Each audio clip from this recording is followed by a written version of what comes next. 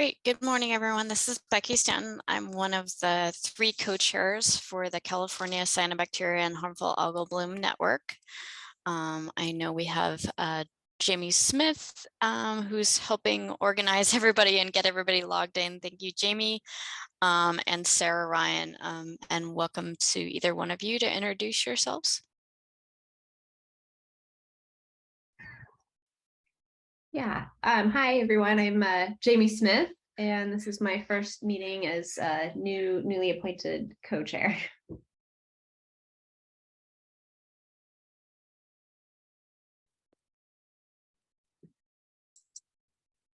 And then I think Sarah's on the line, but might not be able to talk at this moment. So. Okay. Sarah Ryan with the Bandapoma Indians and co-chair. Great. Thank you, Sarah.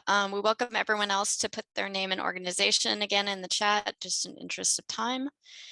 And we'll go through just the further welcome and announcements. The meeting is being recorded and we will get it posted on the CCHAB Network's page within the Water Quality Monitoring Council YouTube probably later this week.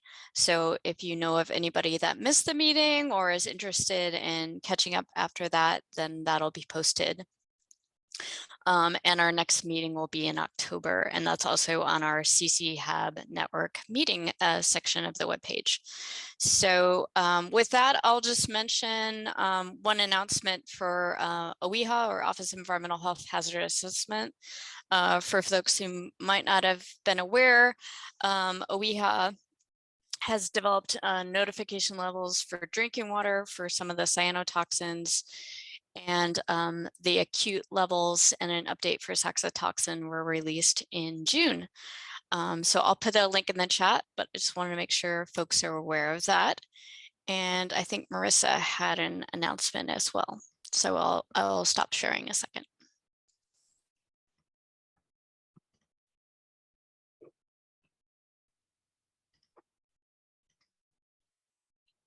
Hey folks, this is Marissa Van Dyke from the California Water Boards. We wanted to give you a quick announcement regarding the benthic or toxic algal mats. Want to make sure, Becky, can you see my screen? Okay, great. So toxic algal mats, or these benthic proliferations, are a hot topic this year.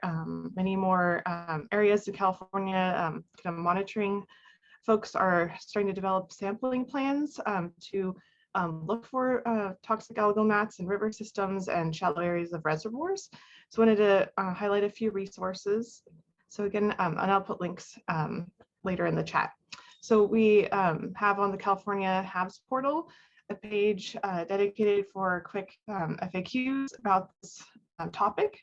And again, this goes into some more details and has a fact sheet on some images on how to quickly identify this. And in addition, we recently posted a printable brochure after quite a bit of requests from park districts to be able to have a trifold brochure. When printed, this does get folded, and the water boards and Cal EPA can make these brochures available. If you are interested in having these on hand for your jurisdiction, please send us an email and to the HAB program, and we can ship you some trifolds as well. And in addition, we were approached from some monitoring entities covering the Merced, the Tuolumne, and San Joaquin rivers on how to implement the benthic cyanobacteria guidelines in CCHAB that triggers the toxic algae alert sign when that's triggered, and it's triggered by the presence of potentially toxigenic cyanobacteria. And we developed a quick monitoring plan to help guide and kind of as a scaffolding of what would be needed. How to select sites, what things to assess, particularly visual monitoring, how to get like microscopy observations from from laboratory, or training for having that in-house, and also how to integrate SPAT deployment these passive samplers to detect toxins and how that would work within the Benthic CCHAB guidance. And from that, we ended up developing kind of like a flow chart that brings together the visual surveys and the spat samplers, and like what kind of steps you would take to then report that there's an observation and report that there's potentially the need for signage to be posted in collaboration with the environmental health department. So I just wanted to give you guys a snapshot of that's available. We're going to make a kind of generic one and post it also on the House portal for anyone to download and utilize. Thank you. Great, thank you. Is there any other general announcements that folks want to make applicable for this group? If so, you're welcome to briefly unmute yourself and do so.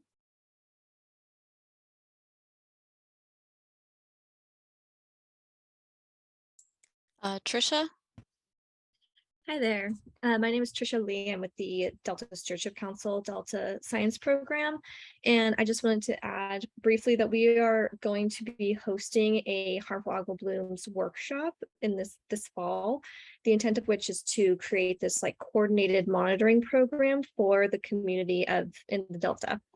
If you have any interest in that or have any questions about that, you can reach out to me. I'll drop my email address in the chat. Otherwise, we're going to have more formal announcements coming out soon. Thanks. Great, thank you. Anyone else?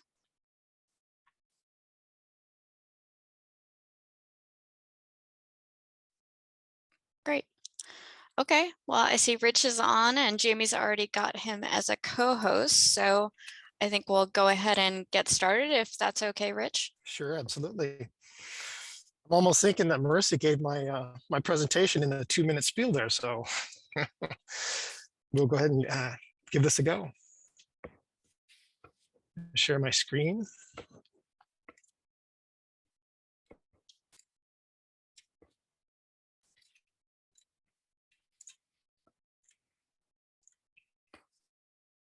Okay. And is that visible to you? It's great, thank you, Rich. Great. Okay. So good morning. My name is Rich Fadness, and I'm the regional coordinator for the Surface Water Ambient Monitoring Program, or SWAMP program. Previous to our hiring of Mike Thomas, the new FHAB coordinator here at the region, I also had that role for a number of years. Through the two programs, the SWAMP and the FHAB program, we have been researching benthic cyanobacteria in the Russian Eel and South Fork Eel rivers to improve our knowledge for the protection of public health. Most of our work predates the establishment of the state's FHABs program, and for that reason, much of what we've accomplished has been incorporated into the guidance documents and protocols used to respond to benthic cyanobacteria issues throughout the state. All of this research is culminated in a report that was posted to our website in late February, and today I'm here to share those results with you. We have worked with and received a great deal of support from staff in the state's FHAB program. They've assisted with our analysis efforts, provided peer review prior to publishing of the report on our website. This report details our work, the findings we've made, and outlines our recommendations to other agencies and water body managers for developing a public health monitoring program focused on benthic cyanobacteria in rivers. In this presentation, I'll provide you with the impetus behind the program, a quick review of what cyanobacteria is and why we need to monitor for it, methods we enlisted to investigate the presence of cyanobacteria and related cyanotoxins, a summarized look at the data that we've generated, and finally, our recommendations for monitoring cyanotoxins for public health protection. And we did not develop the study to determine causation, but rather designed it to characterize cyanobacteria conditions in our rivers to inform public health protection response actions. For that purpose, we asked 4 fundamental questions to better understand the problem and determine the appropriate methods to monitor for and respond to cyanobacteria and cyanotoxin issues. And these 4 questions were: what cyanobacteria genera are responsible for the formation of toxic benthic mats in the Eel, South Fork, and Russian rivers.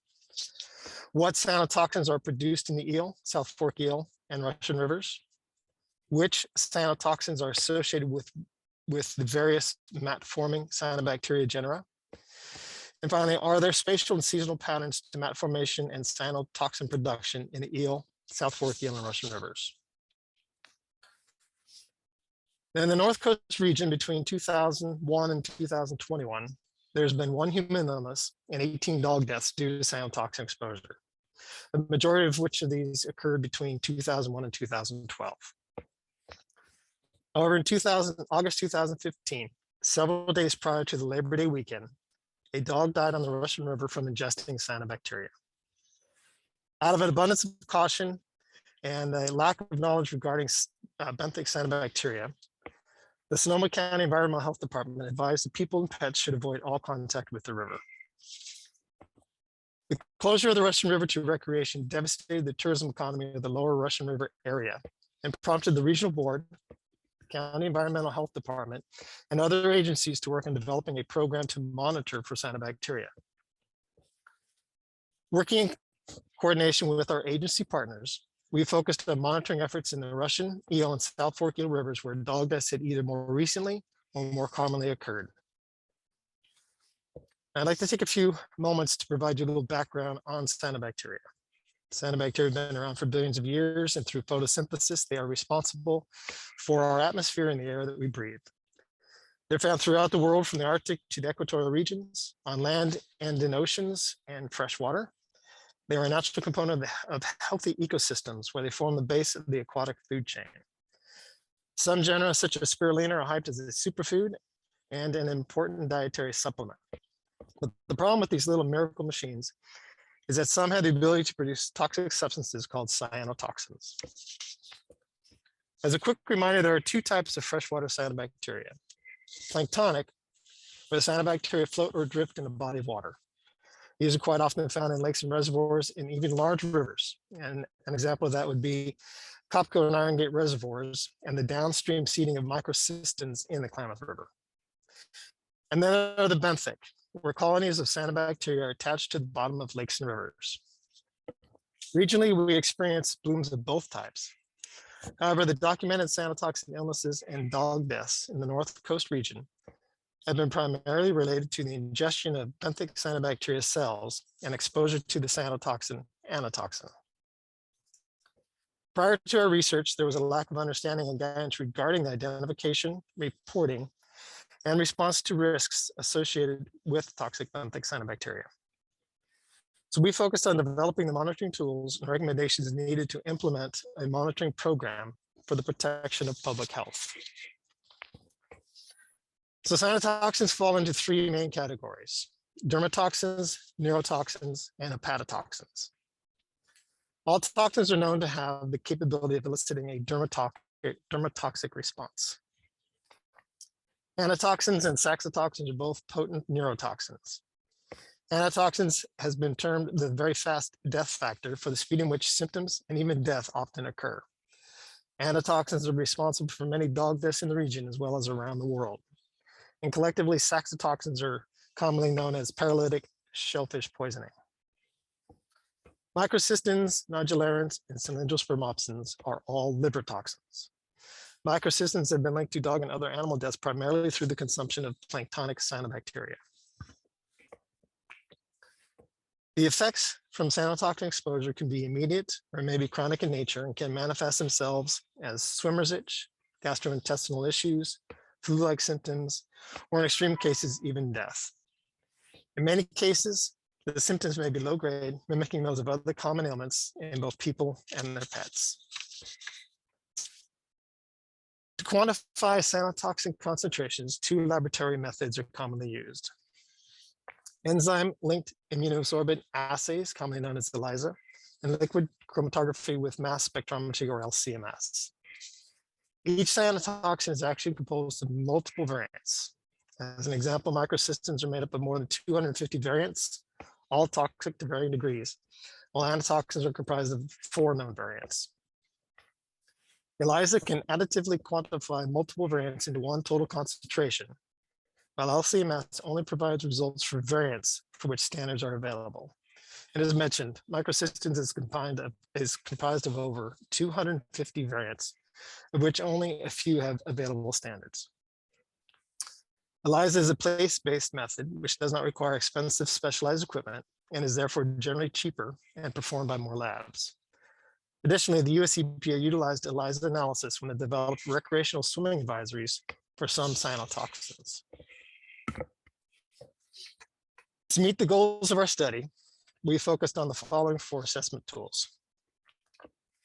Visual assessments, which were performed to identify which genera inhabit our rivers, discovering the locations where they grow, determining the amount of growth or biomass that's present, and documenting mat integrity. Water column grab samples were collected to document the concentrations of dissolved cyanotoxins in the river. Benthic mat samples were collected to identify the genera in our rivers and determine the cyanotoxins they are producing and in what concentrations. And finally, we deployed solid phase absorbing toxin tracking, or SPAT passive samplers. SPATs are tea bag-like samplers in that they are made of a porous mesh and filled with a resin that absorbs and desorbs dissolved cyanotoxins, integrating them over time until the concentrations are at equilibrium with the water column. They allow us to document cyanotoxins present in small concentrations that may otherwise be missed through normal water grab sampling. Identifying cyanobacteria through visual assessments is an integral part of any benthic cyanobacteria program. These slides contain a series of pictures showing the similarities between cyanobacteria and green algae, demonstrating the need for training. The left panel shows various cyanobacteria, while the right panel shows harmless green algae or aquatic vegetation. To the untrained eye, benthic blooms are easily overlooked as they do not affect the appearance of the water itself, as do planktonic species. In contrast, the untrained eye may mistake harmless green algae as cyanobacteria. As these photos will attest, cyanobacteria and green algae can resemble one another. While visual assessments and identification do not provide the quantitative data necessary to meet concentration-based posting criteria or provide toxicity results, knowing what to look for and where to find it does provide some very basic information regarding the presence of toxin-producing species, the extent and size of the mats, and the condition or integrity of the mats. So I'm now going to provide some of the results from each of our sampling methods. Visual assessments are an important and effective tool for documenting conditions and potential risk. Through our assessments, we found that benthic cyanobacteria are slow to grow, and as rivers transition from rain to groundwater dominated flows, we develop seasonal periods of stable flow, temperature, and light availability that provides an environment conducive to the proliferation of the various cyanobacteria in their respective habitats. It can take several weeks to months for large benthic mats to form. Through ongoing visual assessments, we can track the development of mat growth from initiation to senescence or cell death or to detachment. And it is through mat detachment that benthic cyanobacteria cells and the cyanotoxins they contain become available for incidental ingestion and pose a health risk to the public, especially children and dogs. Relying heavily upon taxonomists at California State University of San Marcos and USC, we were able to document 30 different genera, 24 of which only form small colonies. And as I previously mentioned, not all cyanobacteria produce toxins, and in our case, we collected 10 genera that are not known to produce any cyanotoxins. As part of the visual assessments, we coarsely rated the sample sites by percentage of river bottom covered by these mats, and found that some can grow to an extent that can cover the river bottom 100% from bank to bank. Now, of the 30 documented genera, we identified 6 that form distinct and extensive mats across large portions of the river bottom. Those 6 are shown here in this table. Collectively, they have been documented to produce all the cyanotoxins observed in this study. And due to the extensive coverage of these mat-forming genera and their ability to produce all the cyanotoxins, we focused more of our attention to these 6 genera.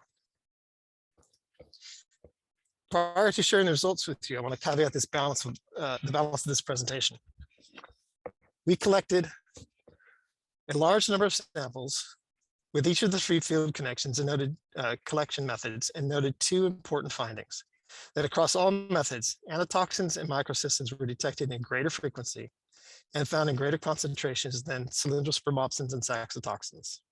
So to simplify the presentation, I will focus on the results for these two cyanotoxins for the remainder of the presentation.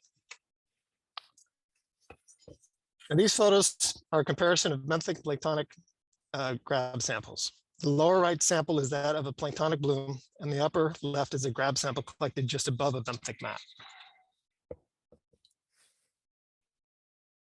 Both the California Office of Environmental Health Hazard Assessment and USAPA had developed criteria for water column concentrations, which is directly related to the incidental ingestion of planktonic cells in open water bodies, such as lakes, reservoirs, and large rivers. We have applied these criteria effectively to address microcystin conditions in the Klamath River watershed. However, there is currently no established criteria to deal with the presence and incidental ingestion of benthic cyanobacteria cells. And the results of this study demonstrate that response gap and provides the tools needed to address it. To assess water quality conditions, we collected 235 water column grab samples to measure dissolved cyanotoxins in the water column. And though our water column sampling did not provide much in the way of actionable results, at the time it was the only tool available to us to initially determine risk. We found that most of our water grab samples were non-detect with few exceptions. These results are in direct contrast to the commonly received to those commonly received when sampling planktonic blooms. The detection noted here on this chart show exceedances of anatoxins, which are any positive result, and a few microcystin exceedances above the criteria of 0.8 micrograms per liter, as shown by the red line. Since cyanotoxins are held within the cells and only released upon senescence or cell death or through ingestion, we found that water grab samples do not provide the information necessary to assess potential risk. To discover which cyanobacteria were producing the cyanotoxins responsible for the dog deaths in the region, we collected what we termed single species dominated mats. Though the extensive mat formulas like that of Microcolis and Formidium pictured here are predominantly one genus or even one species, we found that smaller populations of other genera can also grow within the same mat matrix. For this reason, cyanotoxins can be associated with mats that are not known to produce them. And as an example, in our sampling, we found high anatoxin concentrations in Anabina mats, even though it is incapable of producing anatoxins. And as I mentioned, criteria only exist for evaluating water column concentrations. But our work in progress evaluating benthic mats led the state to collaborate with us in developing these signs, providing us with a tool to inform the recreating public of potential risks.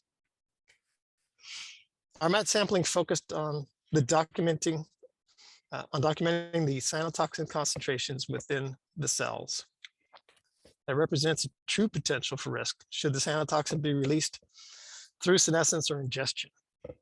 Of the 200 mat samples, this table shows that anatoxins and microcystins were most commonly detected. And this chart shows the range of cyanotoxin concentrations documented in the mats collected during the study.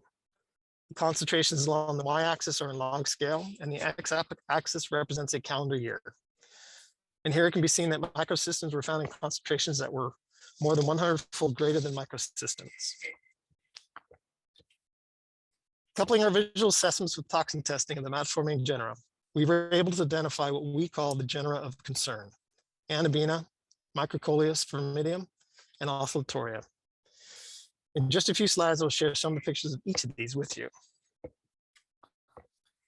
And as I previously mentioned, water column grab samples were generally non-detect, or when detected in very low concentrations. Water grab samples are a point-in-time measurement that may miss cyanotoxins due to environmental conditions, pulses, or time of day releases.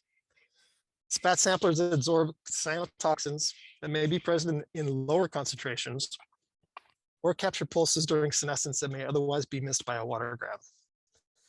And though I mentioned the cyanotoxins are generally cell-bound, cyanobacteria cyanobacteria populations are always experiencing a certain amount of cell death, even as they grow. As the population or biomass increases, so does the rate of ancillary cell death. This provides a continual or intermittent release of cyanotoxins that is measurable on a spat, but not necessarily in a water grab sample. We deployed 320 spats across the 3 watersheds over the 4-year study. This table shows that anatoxins and microcysteines were again the most commonly detected. This chart shows the range of cyanotoxin concentrations documented in the spats collected during the study. Again, concentrations along the y-axis are in log scale, and the x-axis represents a calendar year. Here it can be seen that microcysteines were found in greater concentrations in the spats than were anatoxins, which is in direct contrast with results for the mat samples. Studies outside of ours have found that anatoxins have a short half-life of only a few hours when released from the cells, while microcysteines may have a half-life that may be greater than a few days. So with all this data collected utilizing the various methodologies, we were able to puzzle together the results and develop answers to the questions we asked.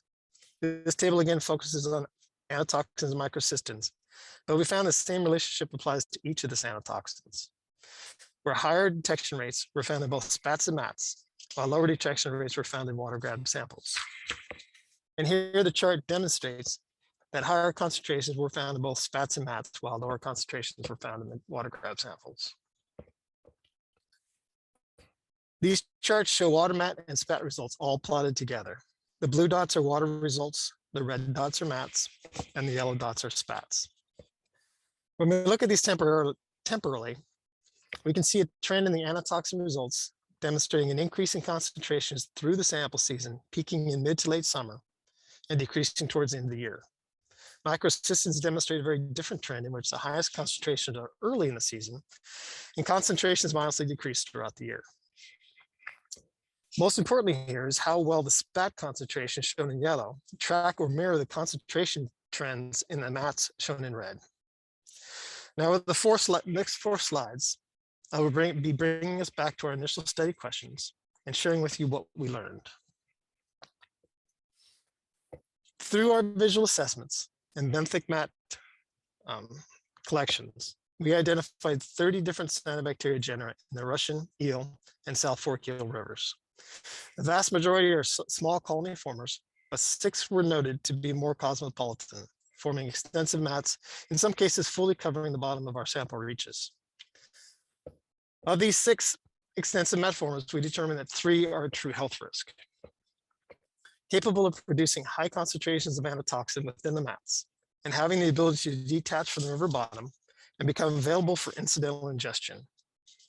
Additionally, we found that each of these occupy a specific niche within the rivers. Anabina occupy small, warmer backwater side channel locations or are found along shallow river margins where there is little to no direct flow. It can be found growing in and amongst filamentous green algae, which also provide areas of limited flow. It is easily detached from the substrate through recreational disturbance and generally floats or pops to the surface where it is readily accessible for ingestion. Microcoleus and Firminium are more commonly found in swifter, more turbulent sections of the river, adhered to cobbles and boulders as the summer season progresses and flows begin to diminish. They can also be found advantageously growing on mats of filamentous green algae. Initial growth stages are not easily detached from the substrate. However, as the mat thickens, it can detach more easily through recreational disturbance and will eventually self-detach in the right environmental conditions. In the case of Oscillatoria, it is predominantly found in the sandy, silty sections of a river reach, located in medium to heavily shaded areas that experience lower flows. It is easily detached from substrate through recreational disturbance and will also self-detach under the right environmental conditions. As I mentioned, we were able to document the presence of all 4 cyanotoxins in each of the rivers.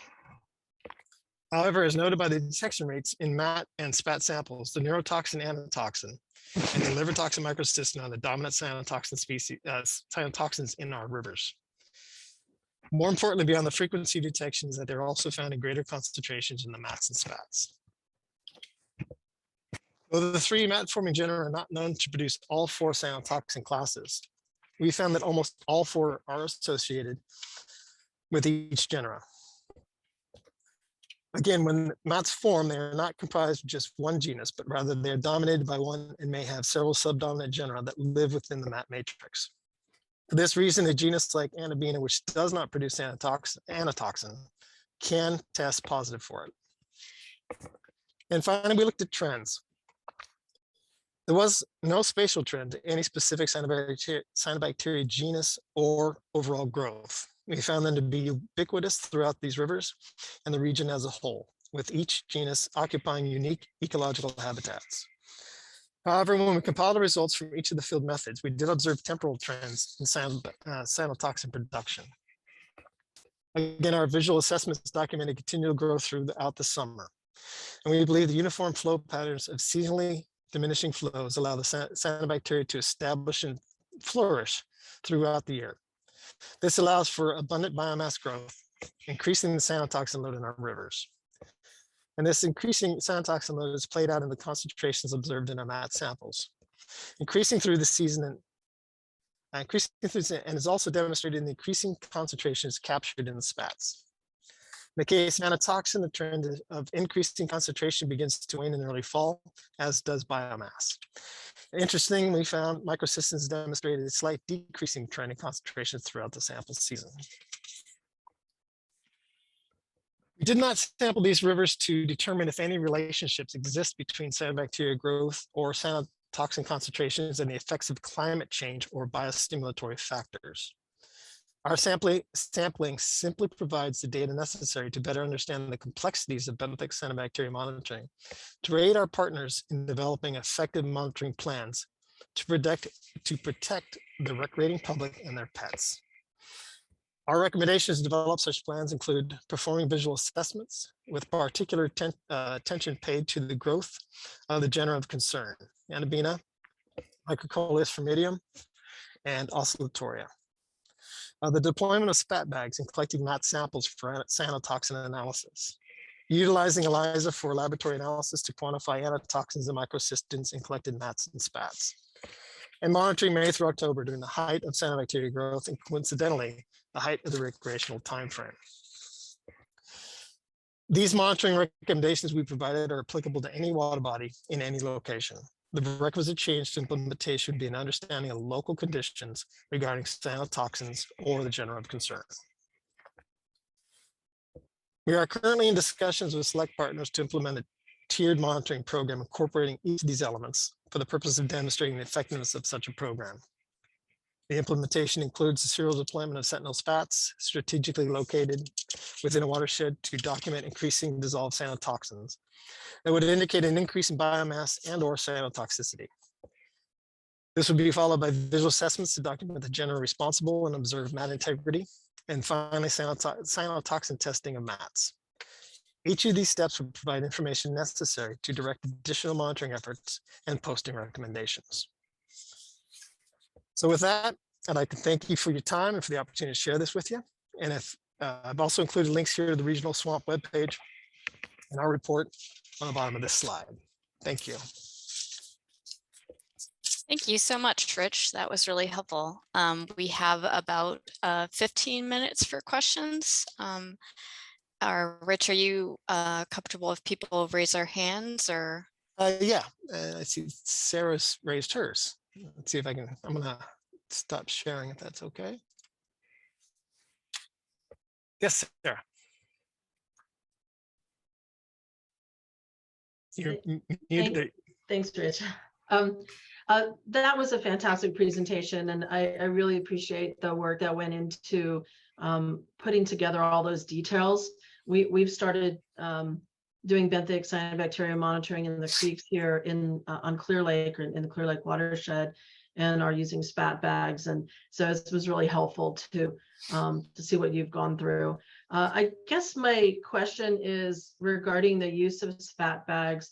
What's your experience been with having varying lengths of time of putting out the spat bags. You know, we found in some of our creeks that, you know, we maybe have a week or two to have a spat bag in, and in some of our creeks we have it for up to a month. So just wondering your thoughts on the differences in time of having them out there.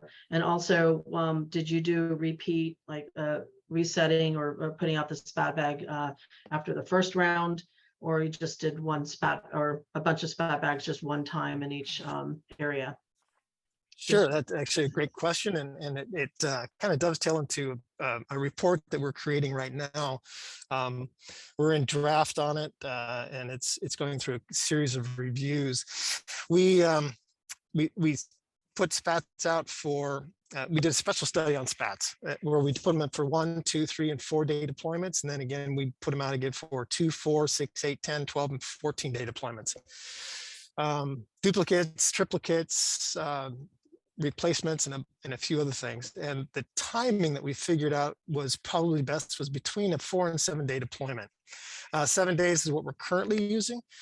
We feel that it there's a trade-off between, you know, staff resources and everything else. We find that 7 days is a great time frame with which to document the seasonal growth factor, right? Watching the changes through the season. So we're able to document whether or not trends are increasing or decreasing on a weekly basis. I think beyond 7 days, you're not really gaining anything at that point in time, except really sort of presence and absence, because there's that adsorption, desorption thing that goes on with spats. And so you could set it out there for 14 days, and what you're going to get is probably like, you know, the last 5 or 6 days worth of what was there, not really the first 7 or 8 days. It doesn't really make sense. I hope that helps you there. Yeah, thank you. Rosemary? Yeah, I think you touched on this a little bit in terms of, you know, not having guidelines for accidental ingestion of these mats. And obviously the concentration within a clump of algae is going to be greater than in the water around it. But how do we compare the concentrations in, you know, the spat samplers, which are these solid things, to concentrations in the water, to concentrations in a mat? And I would assume that if you like did a tow through the water column and concentrated the algae, the toxin concentration might be higher than just grab water. So Yes. do you have So any advice there, I guess? so again, like we found when we, out of all the water samples we collected, the very few low-level hits we received kind of told us that a water grab sample is pretty useless in a river setting with benthic cyanobacteria. The toxins themselves are generally, you know, related or found within the cyanobacteria cells. So if you do a tow, you will be able to concentrate that. In fact, there was a researcher in up in the Scott River who did just that, had put a net tow out there, collected for a period of time, and then had it sampled and did get positive results that were higher than what you'd find in a water grab sample. So that just demonstrates that, you know, there's always some cellular material and everything else that's flowing downriver at any point in time, which is where the spats come in, because they will also absorb that. So instead of standing there for a net tow, you can start seeing that seasonal change with the spats. And there is no real criteria for either toxins within the mat or toxins within a spat. I don't think that there's that correlation yet between how those two resemble each other, other than the fact that you're seeing increasing and decreasing trends depending upon sort of like the biomass itself. I mean, the cyanotoxins within the concentrations within the mats, as we were demonstrated in this research. So that's why we created these signs that really just sort of warn people that toxic algae is present, or, you know, beyond the green sign that I demonstrated to you sort of showed the it's sort of an educational sign that people can use to identify cyanobacteria in the river system. Does that help?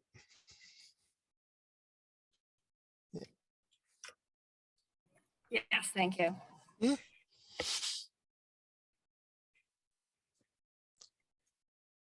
And Rich, this is Becky. I think one piece of the question earlier was about sequential deployments. It sounds like you were doing that for Yeah. the special study, and Right. and that there's benefit of if finances and logistics allow to keep monitoring over that time period, correct? Yeah, so we, like as I mentioned, we did a series over 4 days of deploy and retrieve replacement study. And part of that was to find out whether or not you could get a detection in a day or two. We had detections after 24 hours, and in some cases, higher detections, depending upon the river system itself. But again, we lengthened it out to 14 days so we can make a determination, trying to find that sweet spot of where the combination of staff resources, financial resources, and everything else, and timing makes sense. And so our window was about a 4 to 7 day that allows the spat to equilibrate. And then also, again, it gives you an opportunity to track those trends through the season, because the idea is to put spats out and document when those concentrations start increasing to drive that visual assessment and eventually the mat toxin testing itself. Catherine? Hi, I think that was a great presentation, Rich. Thank you. I just wanted to share that for the group, that this is one of the reasons why, I mean, it must have been a few years ago now, we requested the reconvening of the Benthic subgroup to talk about working on some real actionable levels and triggers for posting Benthic HABs. And so it's very exciting to see the progress on science made. But I want to point to the presentation has some recommendations, one of which is to do some studies. And, we would love to hear the Benthic group reconvene and talk about who could help partner on it, but do studies to figure out toxin concentrations in a certain amount of biomass. And Rich, maybe you could touch a little more on some of the things that this group it might be helpful to share with this group about recommendations for additional studies that would help round out this work. Because some folks on this call or this meeting might be interested in talking about future studies. So many different things we could do there. I know one of the things that we were doing, and Jamie actually is involved in part of this, is looking at the biomass factor. We did ash-free dry mass analysis, working with DNA and toxin testing to sort of get a concentrations per specific genera. And that report is still in the rough draft stage. So there are other studies that can be done to help us identify and really look at how to report or how to increase our ability to foresight that and make it more specific to really risk hazards. Because right now we're working on a presence absence type of situation on benthic mats. So that's kind of where that is at the moment. Nina?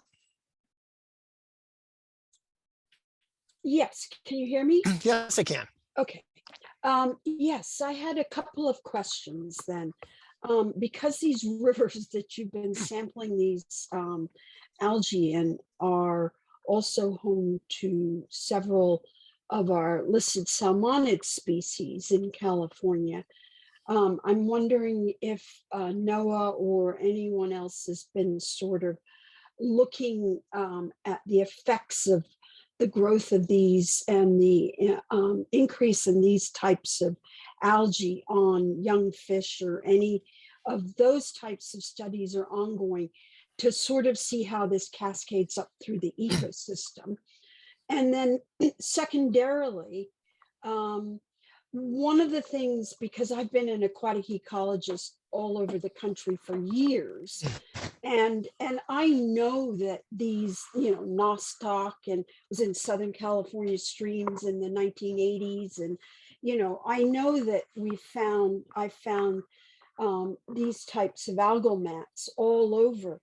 But one of the things that really concerns me is that because these algae are prevalent during warmer conditions and lower flow conditions, that we may indeed be seeing a huge increase in the prevalence of these toxic producing algae in our streams and ponds, lakes, and other areas, and that it has huge health implications. So I think your study was fantastic.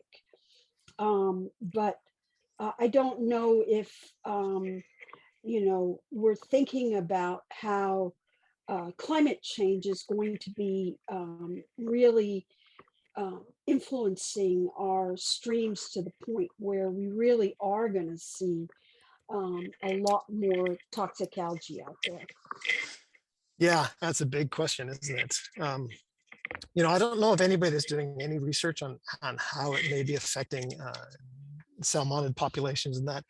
I know we did a small little, as part of that 4-day spat replacement study I did and everything else, we incorporated Ceradaphnia testing to see if we might see a response in the Ceradaphnia when looking at the concentrations in the river. And the spats were documenting cyanotoxins. However, our water grabs were both all coming basically back non-detect. And so we had basically 100% survival of the Ceradaphnia. So whether or not there's an effect on the food chain, the benthic macroinvertebrates related to Cyanobacteria, it's difficult to say at the moment. Hal? Thanks, Rich. Really good presentation. Congratulations on getting that paper done. Thank you. Hey, some pictures I saw like many spats on one in an area. Is there different strategies on that? Is it that was part of that 14-day deployment and replacement study I did. So there we had, they were out there for 2, 4, 7, 2, 4, 6, 8, 10, 14 days. And so I was doing replacements that whole time. So I was doing triplicates, duplicates and triplicates. So that was really just part of a special study. Okay. So normally you'd only have one spat in per area. That's correct. Okay. Yeah, I'll bug you about more information about that later. Right. Yeah, anytime. Marissa? Hey, Rich. This is Marissa of the Water Boards. So what I know that there's a question or a comment about what kind of studies are recommended to help inform the subject to move forward a little bit more. So the HAB program has dedicated some funds through contracting, right? That's kind of our mechanism to get technical expertise on a few topics related to algal mats. One in particular that might be of interest is standardized lab processing procedure for the samples to standardize the way that the samples are kind of homogenized and the toxins are extracted. So that's something on the docket that will be an element to support the effort. And just wanted to say that we've gotten requests, the co-chairs have gotten requests to reconvene the subcommittee on the algal mat topic, and we welcome those that are interested in participating, either directly in the work group or reviewing things that are produced from them. I know not everyone can meet, on a frequent basis and do kind of work group homework, but we do appreciate review if we can have a group that's ready to do that.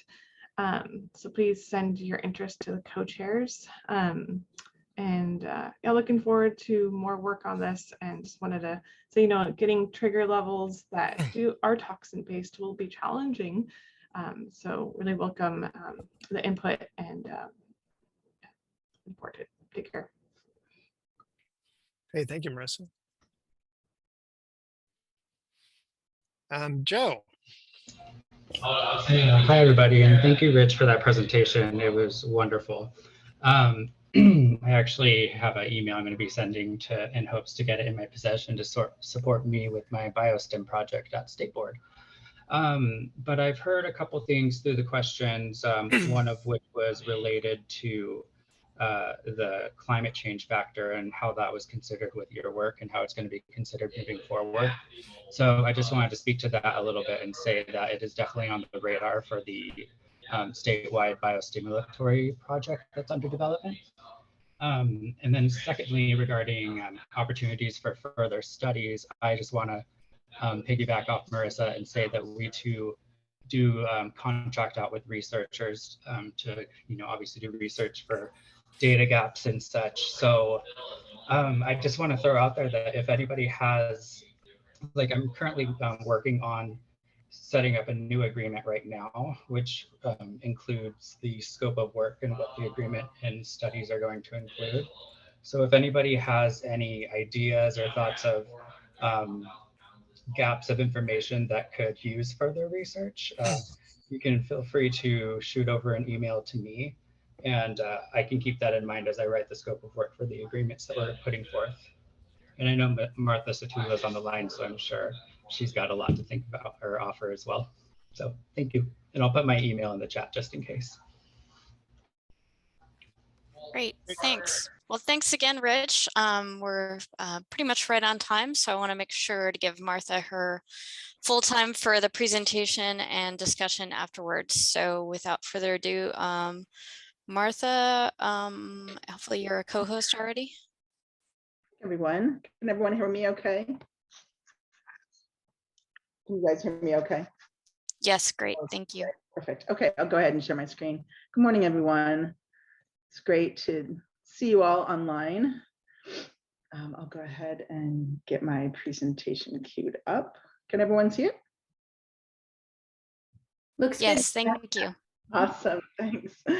All right, so I've got about 30 minutes this morning, and what Jamie and I wanted to be able to do is just to give you folks a quick update on the progress that we've made with some water board funding to develop science tools to address eutrophication in California lakes and reservoirs.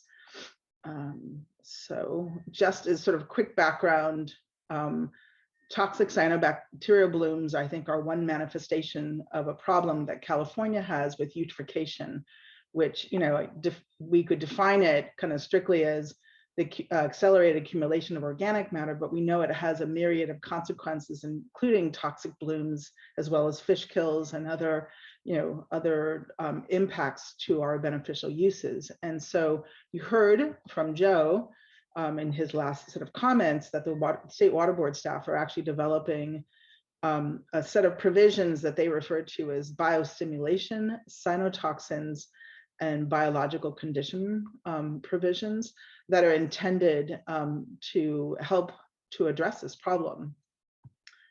So maybe just to take this one step further, when we think about biostimulatory substances and conditions, that's a vocabulary word that's really not found outside of California. It's not a scientific word. It's essentially something that was crafted into policy. But the idea behind this is that we all sort of think of nutrient loading as one of the major factors behind this, but there are also other physical habitat, hydrology, light and temperature, essentially environmental drivers of eutrophication. And so the idea behind the water board's approach to this is that they're essentially considering a holistic approach to addressing this that could include nutrient load reductions or nutrient limits, as well as other things like restoration that could actually help us sort of address this problem. I'm sorry, I have a cold, so if I won't have a coughing attack in the middle of this talk. So what we've been working on in the past several years is a scientific toolkit to help the water board move this program along. And when we think about this more holistically, the idea is that it really starts with having good data, good monitoring data, and you can see the value of that in Rich's presentation. And so the idea is to first and foremost support SWAMP to develop standardized protocols to assess eutrophication indicators and drivers. And I think the FHAB monitoring strategy was a great, has some really great specific examples of that.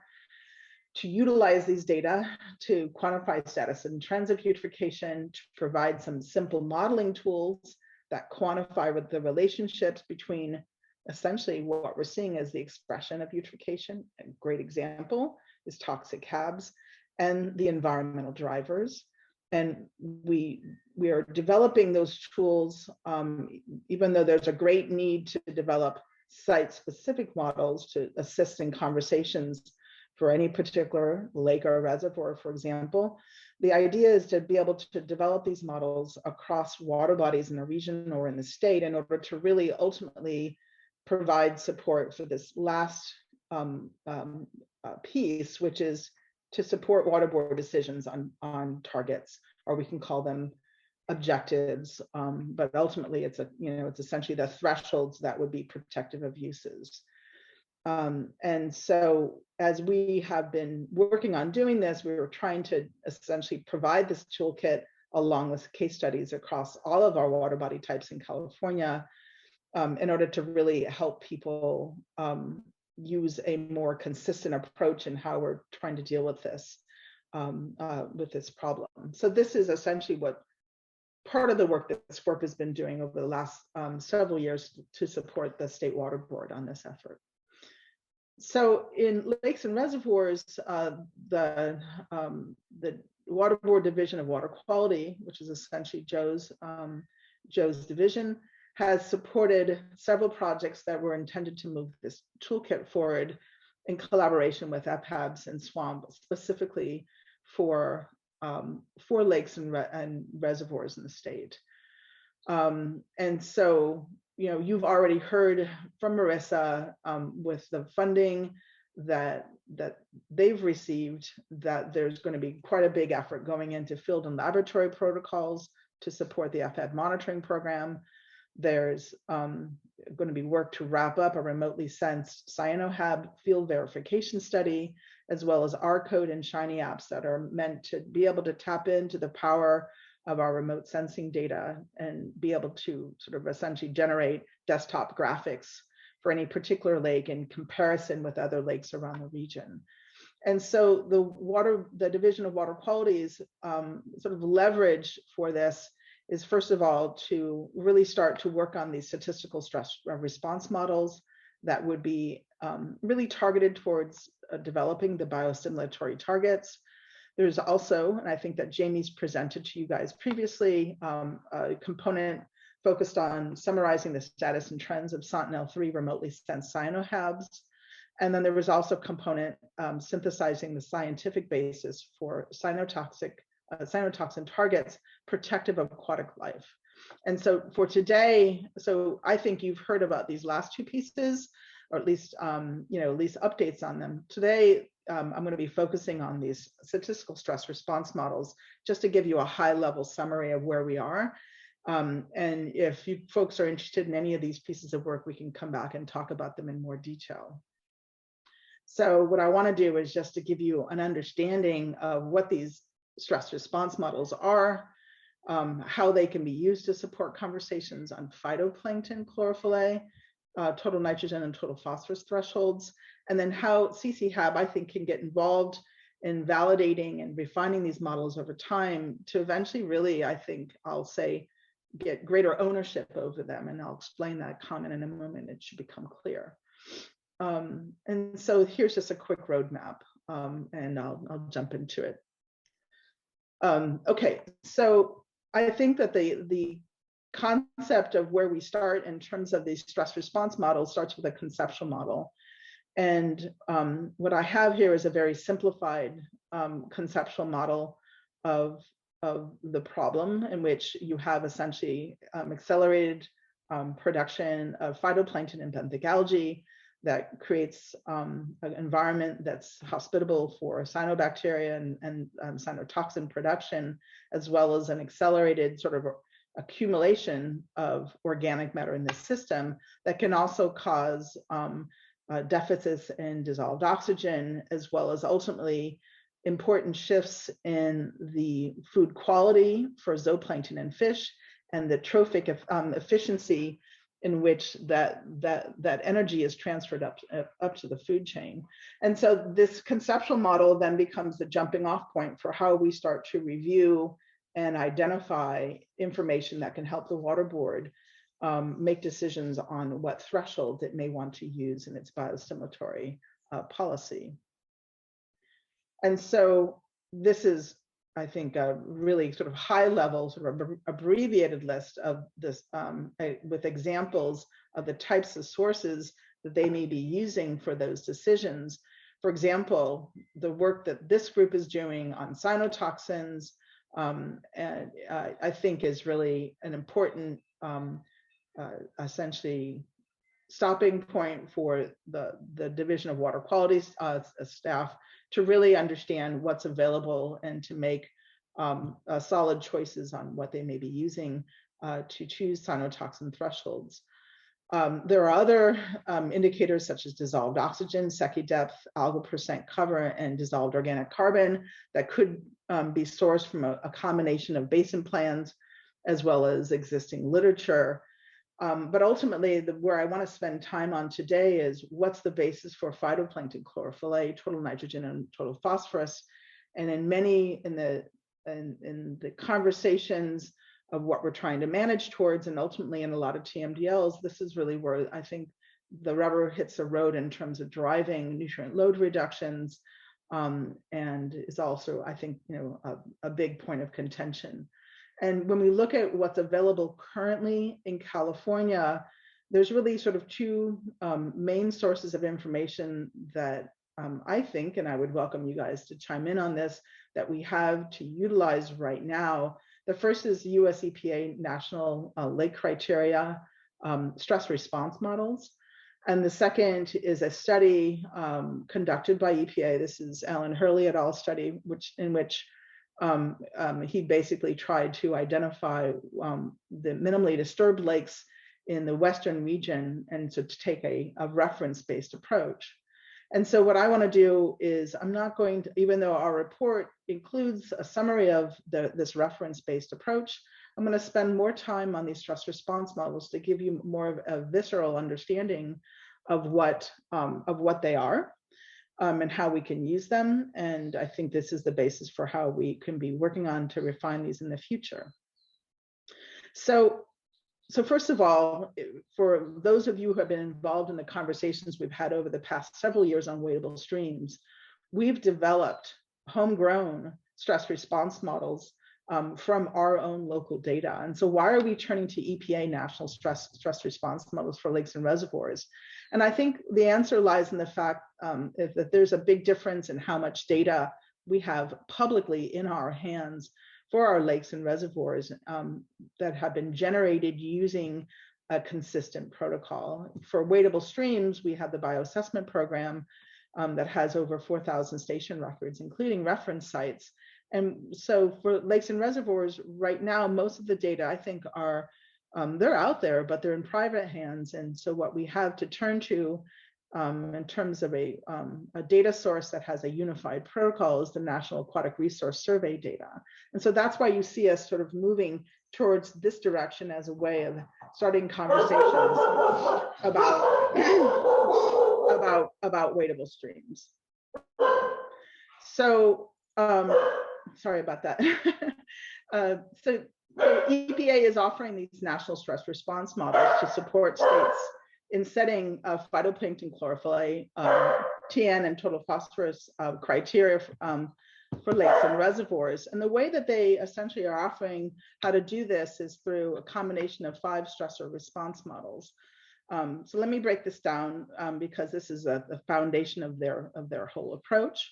So the idea is that you want to have a set of, I'll call them assessment endpoint models. So from the bottom up, there's a model that links cyanotoxins, namely microcystin to chlorophyll A, deep water hypoxia to chlorophyll A, and then the change in trophic transfer efficiency, which is essentially the change in zooplankton biomass with the change in phytoplankton biomass, and how that links to chlorophyll A. And so on the left-hand side, these 3 models are intended to look at those relationships in order to be able to support decisions on chlorophyll A. And then the final two sets of models, then once you've chosen your chlorophyll A threshold, then you can essentially link that back to total nitrogen and total phosphorus in the water column as a way of setting limits or targets for those two important macronutrients. So again, 5 models. And then so the question is ultimately, how does California want to be able to use this toolkit? And so as greater background for you guys, if you're interested, EPA offers extensive documentation. This went through quite a bit of peer review and public comment. And there's a link to this landing page at the bottom of this presentation here, where you can start and begin to learn more about them. But I think that ultimately what's important to know in just a high level overview of these models is that when you use each one of them, each of these models are going to give you different chlorophyll A thresholds, depending on how, with several essentially knobs that you can turn in them that essentially adjust your tolerance for risk in having sort of an adverse outcome. And so ultimately what I want to do, since this is the CCHAB's group, is spend a little bit more time on this microcystin chlorophyll A model, just give you some sort of understanding how this one works. And essentially how they've plumbed this, and so keep in mind that all of these are available as shiny apps on EPA's website, is that they're essentially modeling the relationship between chlorophyll A biomass and how you can look at how that is comprised partially of cyanobacteria biovolume relative to the entire phytoplankton biovolume in the water column, and then ultimately how that links back to the risk of having microcystin. So they've essentially assembled this risk-based model, and what you're able to do is essentially toggle what is the risk limit, what's your target microcystin concentration, your allowable exceedance frequency, and then the certainty level. And so what I've shown you here as an example is I've just plugged in 3 different microcystin limits with allowable exceedance frequencies. This is a policy decision of 10% and the certainty levels. And then you can see that it generates different chlorophyll A thresholds. And so this becomes a tool that the water board can use to evaluate what chlorophyll A thresholds it wants to set in the water column in order to modulate the risk of exceeding microcystin thresholds. There are not any other, currently there are no other models for any of the other cyanotoxins of interest, but this is essentially a starting point then for how we can begin to think about chlorophyll A thresholds for California lakes and reservoirs. So once you've identified the chlorophyll A thresholds, then the remaining 2 models are used to identify total nitrogen and total phosphorus thresholds protective of those uses. And I want to spend just a moment on these last 2 models. It's helpful for you to understand how they're plumbed, in part because this also drives what data requirements are needed in order to refine these models. So the chlorophyll A TN model, so essentially then you're using these models, plugging in a chlorophyll A value, and then seeing essentially what is the final total nitrogen or total phosphorus value that would result as an end of it. And so for the chlorophyll A TN model, this is modeled essentially as a relationship between chlorophyll A and total nitrogen, but they wanted to account for the amount of accumulated organic matter, dissolved organic matter in this system, namely dissolved organic nitrogen. But because DOC is more abundant in terms of data availability, then they've modeled this relationship and essentially improved the way in which this model captures the variability of this TN chlorophyll A relationship by accounting for the DON in the water column with DOC as a proxy. On the chlorophyll A total phosphorus relationship, what they've done is model the relationship between chlorophyll A and TP as a function of and they've accounted for the amount of mineral turbidity in the water column, which ultimately can carry particulate phosphorus and therefore confound that relationship. And so they've modeled, they've included turbidity, but because turbidity is not always collected, they've modeled the turbidity relationship through essentially accounting for depth. So then when you look at these, the Shiny app that's available for you to start playing with these models, then what you're doing is essentially putting in the targeted lake depth, and you can do this for a certain lake in the region, or you can do this for across the region for a class of lakes, is put in the targeted lake depth for total phosphorus, the DOC concentration or range of concentration for DOC. You can put in the eco-region, since this model is essentially a Bayesian cart model that has eco-regional values, your targeted chlorophyll A and what certainty level you want. And then the model will essentially give you values of total nitrogen and total phosphorus that are essentially representing your candidate criterion values based on that. So these are really, I think, the shift from EPA's prior approach, which was essentially to hand states what they would recommend as their eco-regional criteria, towards actually giving them tools that can be interactive to support the conversations and make adjustments based on regional or site-specific considerations.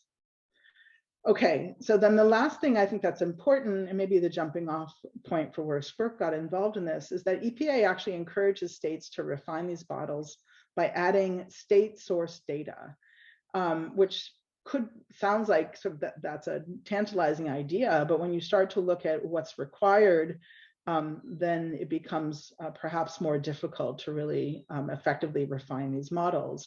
And so just as an example, if you're interested in the microcystin chlorophyll A, you need to have data on microcystin concentrations, cyanobacteria biovolume, total phytoplankton biovolume, and chlorophyll A.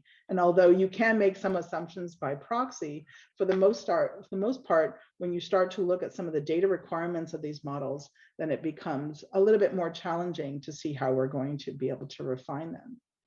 And so what we propose to do to DWQ for this project then was essentially to do a data compilation exercise from public data sources, and then take the refinement of these models where that was possible.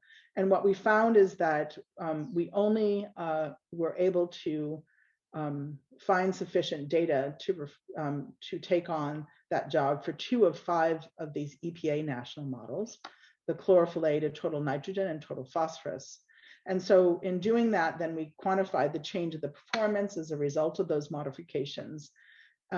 We applied the models to derive chlorophyll A, total nitrogen, and total phosphorus thresholds, and not because SCCWRP is in charge of making those decisions, but more to illustrate how the choices essentially in things like the confidence level and even some of the environmental covariates matters ultimately in what you get as a result of that. And so we're essentially providing kind of a handy way, like almost a cheat sheet for someone who's working on developing biostimulatory thresholds at the state board, for them to understand how some of these things matter. So this has all been synthesized in a report that the water board just got, so it's not available for public review yet. But we want to make sure that you guys are aware of that this work is going to be coming out probably in about a 6 months time frame, and that you get the jump on starting to use some of the tools. And so what did we find? And this is not a scientific talk. This is more of just an update. So I'm just giving you very, very high level messages. And so what we found is that we were able to compile data from 136 lake segments that were deemed suitable, given all the data requirements in those models, to refine the chlorophyll A, total nitrogen, and total phosphorus models. So, you know, we have a lot of data, but only 2% of that was really deemed suitable because of disparate methodologies, because they did not have all the parameters that we needed. And so even though this only added 8% to the national database, which honestly doesn't seem like a lot, we actually doubled the number of records that were used to generate eco-regional thresholds. So within each of those ecoregions in California, there are 13. We actually doubled the number of records, and that did influence the total nitrogen and total phosphorus thresholds for some of those data poor ecoregions. And so I think the message to this group is that it's really important for California to start to generate some of these types of data to improve and reduce the uncertainty in the threshold generation. And we can talk more, and I'll point to a presentation where you can dig into some of those details. And so when we did this refinement, the performance of the refined models were essentially roughly the same as the original model, and is within the range of what the literature considers to be adequate. So, our tinkering with these models didn't improve it, but it also didn't break it. And what we saw for the most part is that the data sourced from California are within the range of the national data and are conforming well to the expected model behavior, meaning that they're essentially obeying the behavior that the rest of the national NLA data, National Lakes Assessment data, did in how EPA modeled these relationships. So that gives us some comfort in using these models that are not homegrown. So ultimately, I think things to pay attention to is that ecoregion and the modeled covariates for dissolved organic carbon and for depth for those two models are really important classification variables that are likely to be brought forward in how we talk about potential targets for lakes. And that ultimately, even though I'm not showing them to you guys today, the total nitrogen and total phosphorus thresholds generated by these refined models, for the most part, seem reasonable in comparison to the literature as well as to limited reference data that we have. And so what we're generating, I think, is within the realm of what seems reasonable, given, I think, some substantial body of lake eutrophication science. So ultimately, I think if as sort of maybe the tease for this group is how can you get involved?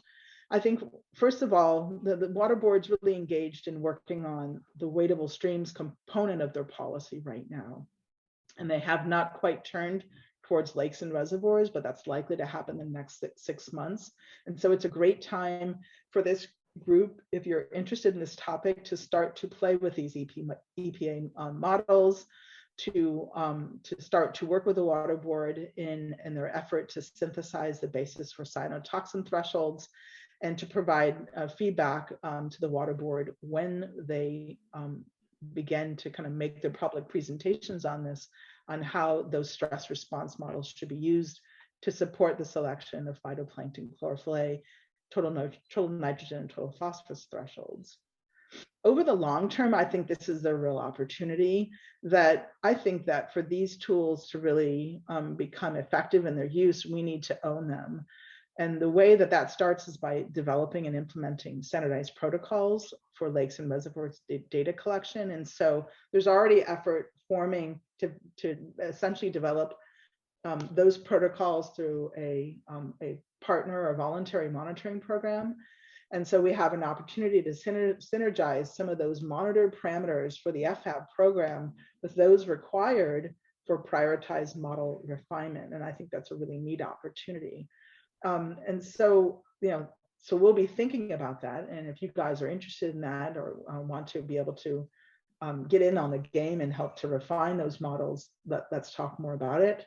Ultimately, in terms of working to refine and expanding the models, I think that many, the expert work group or TAC that we assembled on the FHAB monitoring strategy was critical of the relationship that you could derive between something like microcystin and chlorophyll A based on a one-time sample. And so EPA is sort of offering the opportunity to refine that risk relationship if we have data that includes essentially multiple samples of microcystin or microcystin over time, but we need this for many lakes. And so it can't be done on the basis of one lake. So we have, but there is that opportunity, and we can also expand the modeling to other cyanotoxins of concern. And so over the long term, this becomes a tool that we could use to really improve our understanding of what thresholds of chlorophyll A, total nitrogen and total phosphorus are really relevant for our lakes and reservoirs. And so where to learn more, I put the landing page for the Water Board's website, and on there's a number of recorded webinars. You could see that there's the last bullet is a science talk that's about an hour long that really dives much deeper and includes results for these stress response models. That's not what I presented to you guys today. But feel free to go ahead and explore the resources on this website, and Joe is the point of contact for any kind of outreach, and so he's a good person to get a hold of. And I'll stop here and see if you guys have any questions. Thanks so much, Martha and Jamie.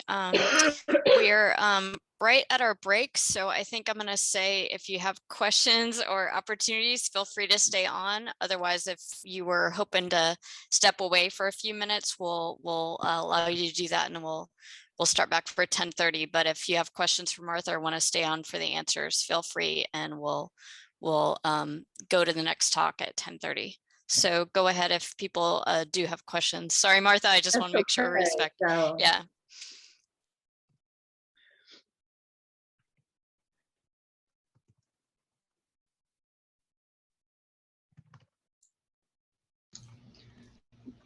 This is Joe. I'm not sure who went to break and who didn't, but I just want to say that the Biostim team here at State Water Board shares the interest in collecting California lakes data. So I'm glad that you put the plug in for that, Martha. And I just wanted to say that I think this forum, CCHAB, is a great place to let you all know that we do have that interest, because it's outside of our organization. The State Water Board hasn't been able to really enforce monitoring and reporting on lakes because of them being on private lands and so forth. So given that this is beyond our government agency and into other agencies and lake managers, if you have any ways in which you can expand that opportunity for data reporting and collection, please do so. And you can reach out to me and we can talk strategies and such, but we definitely have that interest as well. So thank you. You're wrapping it up, huh? Someone's not on mute.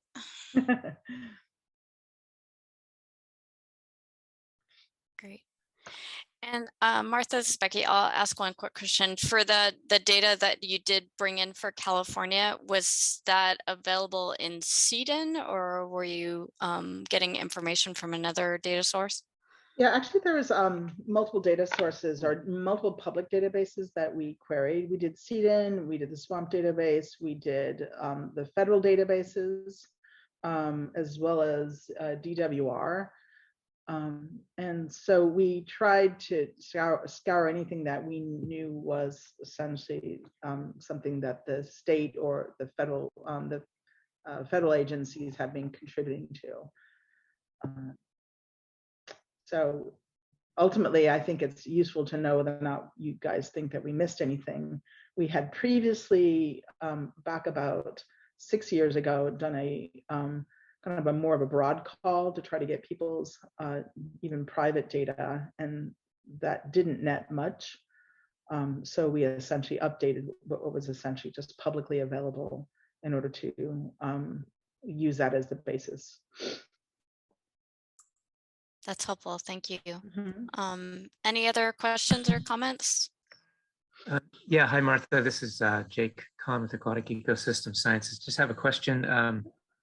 Obviously there's different systems with different dominance by various species. So for example, Copco and Iron Gate reservoirs are dominated by microcystis, and we have a pretty good relationship between the probability of exceeding various toxin thresholds with various chlorophyll levels. Mm-hmm. But that's obviously going to be different in systems that may have mixed dominance or systems that don't. So when you take data from across systems, then of course, that's going to change the probabilities you would have for any one system.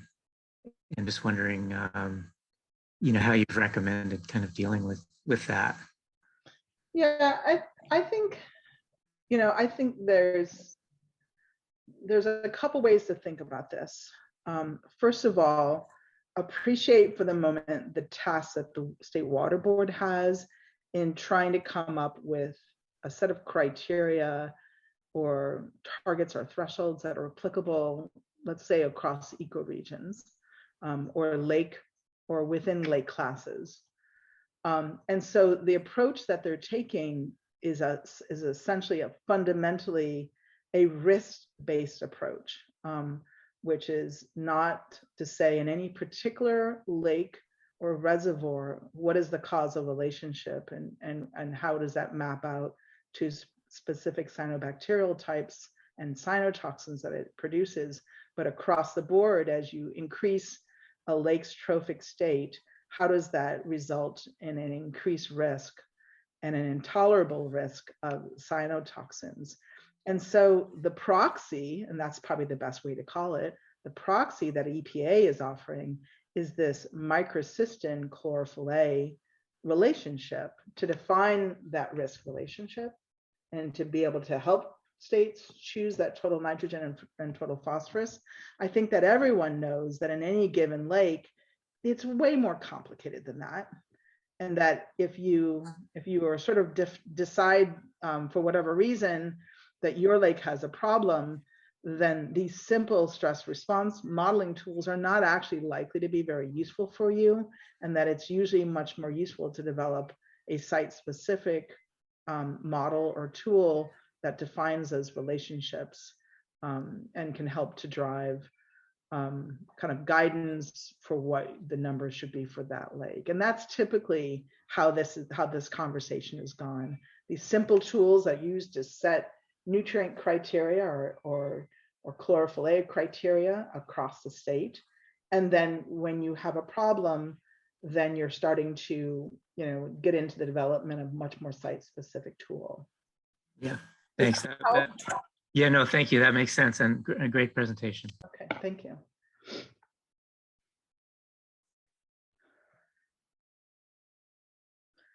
So Sarah says, interested in working on Clear Lake and modeling. Yeah, you guys have and so I think, Sarah, you guys really do have a great data set. And I think one of the questions that we can begin to, now that we've done this initial work and we see what's required to refine these models, I think it would be really interesting and fun to start to work with some of the lakes that have these more rich data sources and to see exactly how we can use them to refine these simple models. Yeah, because there is chlorophyll A data on the shoreline. We're collecting that for the last several years when we do our cyanotoxin monitoring. And then, of course, there's a chlorophyll A data going back probably 12 years or so with the Department of Water Resources in the interior of the lake. So there's quite a bit of information, as well as toxin data and other water chemistry. Yep, I agree.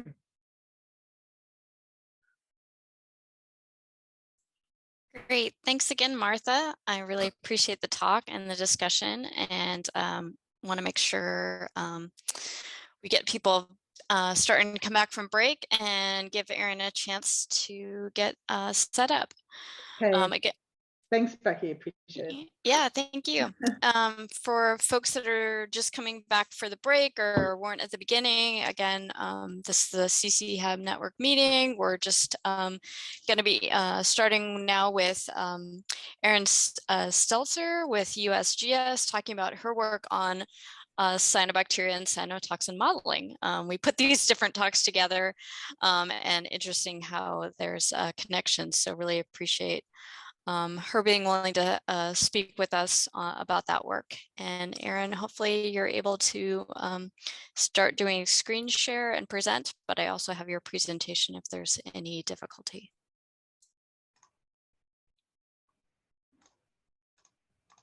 Hold on. There we go.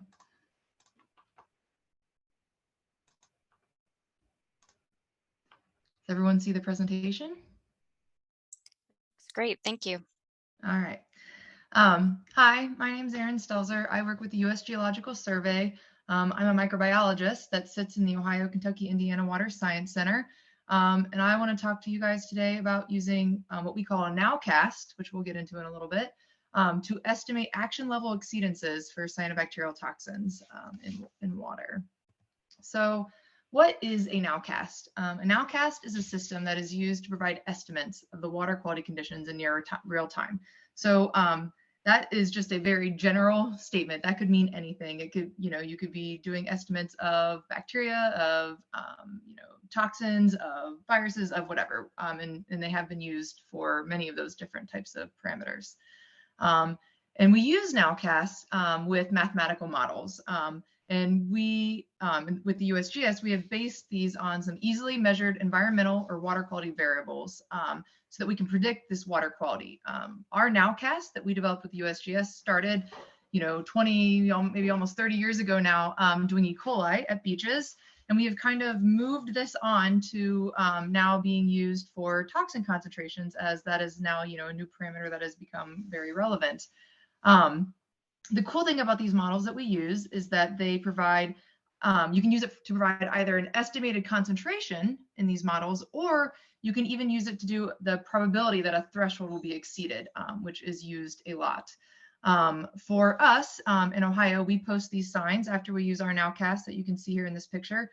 On the left means that the water quality from the nowcast was predicted to be good.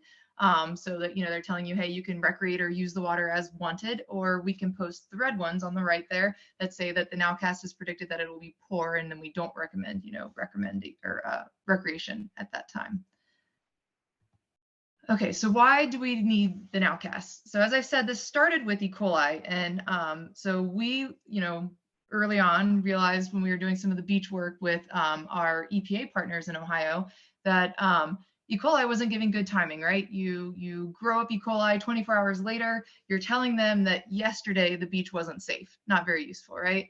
And then when we came into doing a lot of HAB work in these last 10 or 15 years, we started realizing that even with cyanobacteria, even though toxins don't necessarily take 24 hours to measure, it's not as easily accessible to a lot of these smaller beach or managers that are managing some type of river or recreational area. And so we can also then, cut down on that lab time that they would have needed to ship off a sample to somewhere to do toxin analysis by doing some of these modeling where we don't have to necessarily know the toxin concentration. We can predict it. And then also that these water quality conditions can change very quickly. Up around us, we have a lot of areas that don't have the money or the manpower to go out and sample every single day. They were going out because they had to send samples off, especially too, that money for that. But they were going out maybe once a week, and then they were, posting beaches or posting recreational areas for an entire week based on one day's sample. So we thought that if we had to maybe a little less, maybe you still have to send a person out, but you don't have to send it out for analyses. You don't have to wait for that. You don't have to pay the lab fees and all of that. That maybe we can start being a little bit more, protective and going out maybe every day or every other day. Because water quality conditions can change very quickly, which I'm sure all of you guys know. So, so with that, to use these nowcasts, we have to develop a model. For us, with USGS, with the models that we've been developing, we take multiple years of data before we even start the model development process. Our rule of thumb is at least two years before we even start developing a model. And that's obviously because, annual variability can change some of the parameters that you're going to find that are correlated to your dependent variable, whether it be E. coli or microcystin or, just toxins in general. An example to show here that shows that a little bit is we had a project on the Cuyahoga River where this is the first year of data that we collected. This is showing the relation of E. coli on the y-axis to stream flow coming down the Cuyahoga River on the x-axis. And it was one of the main variables, stream flow, in our model. And as you can see, this first year in 2012, the blue dots, they look a certain way, nice and correlated there. Then you add in 2013, and yeah, you're still correlated, but you kind of shifted, right? You've shifted this correlation. And then putting in 2014 here, these yellow dots, now we've shifted even more. So the relation didn't stay the same over those 3 years. And yes, they all are in their own way correlated. It doesn't always maintain that correlation throughout the years. So we really, really try to have at least 2 years of data before we even start the modeling development process. We do an independent testing year in that 3rd year. And then the 4th year is when we finally go live with what we would consider a nowcast, which I'll talk about more at the end. So when developing these models, it's important to collect data for the variables that you think are going to be correlated to whatever dependent variable you're looking for, whether it be, like I said, we started with E. coli. This one here in this table, we focus a lot on microcystin, just as that's the most commonly looked for cyanobacterial toxin. But I've even had models that I've developed, like one was for Voyageurs National Park in the boundary waters between Minnesota and Canada, where they were very much so worried about many of the toxins that could be produced by their cyanobacterial blooms. And so we did a multi-toxin model where I kind of weighted toxins based on their severity, right? Neurotoxins a lot more harmful than maybe the hepatotoxins. So we did a weighted toxin model. So you can kind of do whatever you need to do with these models to kind of make them work. But here for us, since the majority of our work is doing microcystin specific models, these are the variables that we have found with all of our modeling to be, highly correlated often at these different sites. The first one being phycocyanin, which is that graph that you see at the top there. It's a plot of microcystin versus phycocyanin. The one thing that you really have to worry about or watch for here is that a lot of people early on when they're doing their modeling process realize that phycocyanin is very highly correlated to microcystin. And that is true when all the blooms that you have at your site are indeed toxic. Where that starts to fall apart is we all know that blooms don't always have to be toxic. Not all blooms produce toxins. And when that starts to happen, then your model starts to break down if phycocyanin is the basis of your model or the only parameter that you include in your modeling. But stream discharge, if you have a stream nearby that's pushing out nutrients, that's a big one. pH, which is that middle graph that you see there, tends to be highly correlated to microcystin. A lot of that is, as blooms come, it actually pushes the water to be more basic. So that's why you see this shift. As more microcystin, you have more of a higher pH. But again, that's also bloom related. So when the bloom becomes non-toxic, then that relation can fall apart pretty easily. Water temperature, turbidity, rainfall, solar radiation, cyanobacterial gene concentration, which we can talk about in a few slides here. Nutrient concentrations, obviously for cyanobacteria are a big deal. Specific conductance, and even the day of the year, right? Because cyanobacterial blooms tend to be pretty seasonal. So day of the year comes up a lot in our models. The cool thing that we can do with these models that we create is that we can use these variables in different ways. So we can look at that instantaneous measurement, maybe the day you went out, that exact measurement that day. We can average measurements or sum them over a certain number of days. A lot of times we use anywhere up to 14 days. And then we can also lag them. So in the case of some of these harder to get variables where you actually have to send out a sample to be analyzed, like for the cyanobacterial genes or maybe the nutrients, you can lag them to give yourself a little more prediction, which we'll talk about in the next slide. So over the course of us testing out these, what we had previously used as E. coli models and trying to, move them to being good for toxins, we developed 2 separate types of models that we really like to look into when we're developing models. What we call the real-time model, which includes only factors that are easily or continuously measured, meaning that one person can go out and stick in your sonde, measure some wave height, water temperature, pull some weather data perhaps, and easily just from that right there, not having to send out a sample, you can put those factors into your model to get a result. But then we came to realize after working with, some drinking water treatment plants and some different types of cooperators that having maybe a little bit more look into, being more predictive, looking into the future was actually useful for them. So that's when we started coming up with these comprehensive models. And this is where we add in, you know, we use these real-time models, all these easily continuously measured factors, and then we add in samples that we have to send out. So those being that cyanobacterial genes or these nutrient concentrations. And those help us get a little bit of a farther out picture because we will lag those variables. So what happens then is when we put those into the model, because obviously the sample that I took today, I don't have a result for the cyanobacterial genes yet or the nutrient concentrations. I will take the results from the last time that we went, because as the genes start to, you know, get more concentrated, if you start getting more of these toxin genes in the environment, the more likely you are that you're going to start having some maybe toxin production. The same kind of idea is working for nutrients, right? As you know, you start getting more and more phosphorus, more and more nitrogen, there's a lot more chances now that there's readily enough nutrients available for toxin production to begin. All right, so the next phase then of model development and how we actually develop this model is using what's called Virtual Beach. This is a free software that was developed by the US EPA. It was developed for E. coli at beaches when we first started those Nowcast projects, you know, 30 years ago. But it is a great tool and it's very universal, very adaptable. The good thing about this Virtual Beach software is that even people who have never modeled before can become expert modelers pretty quickly.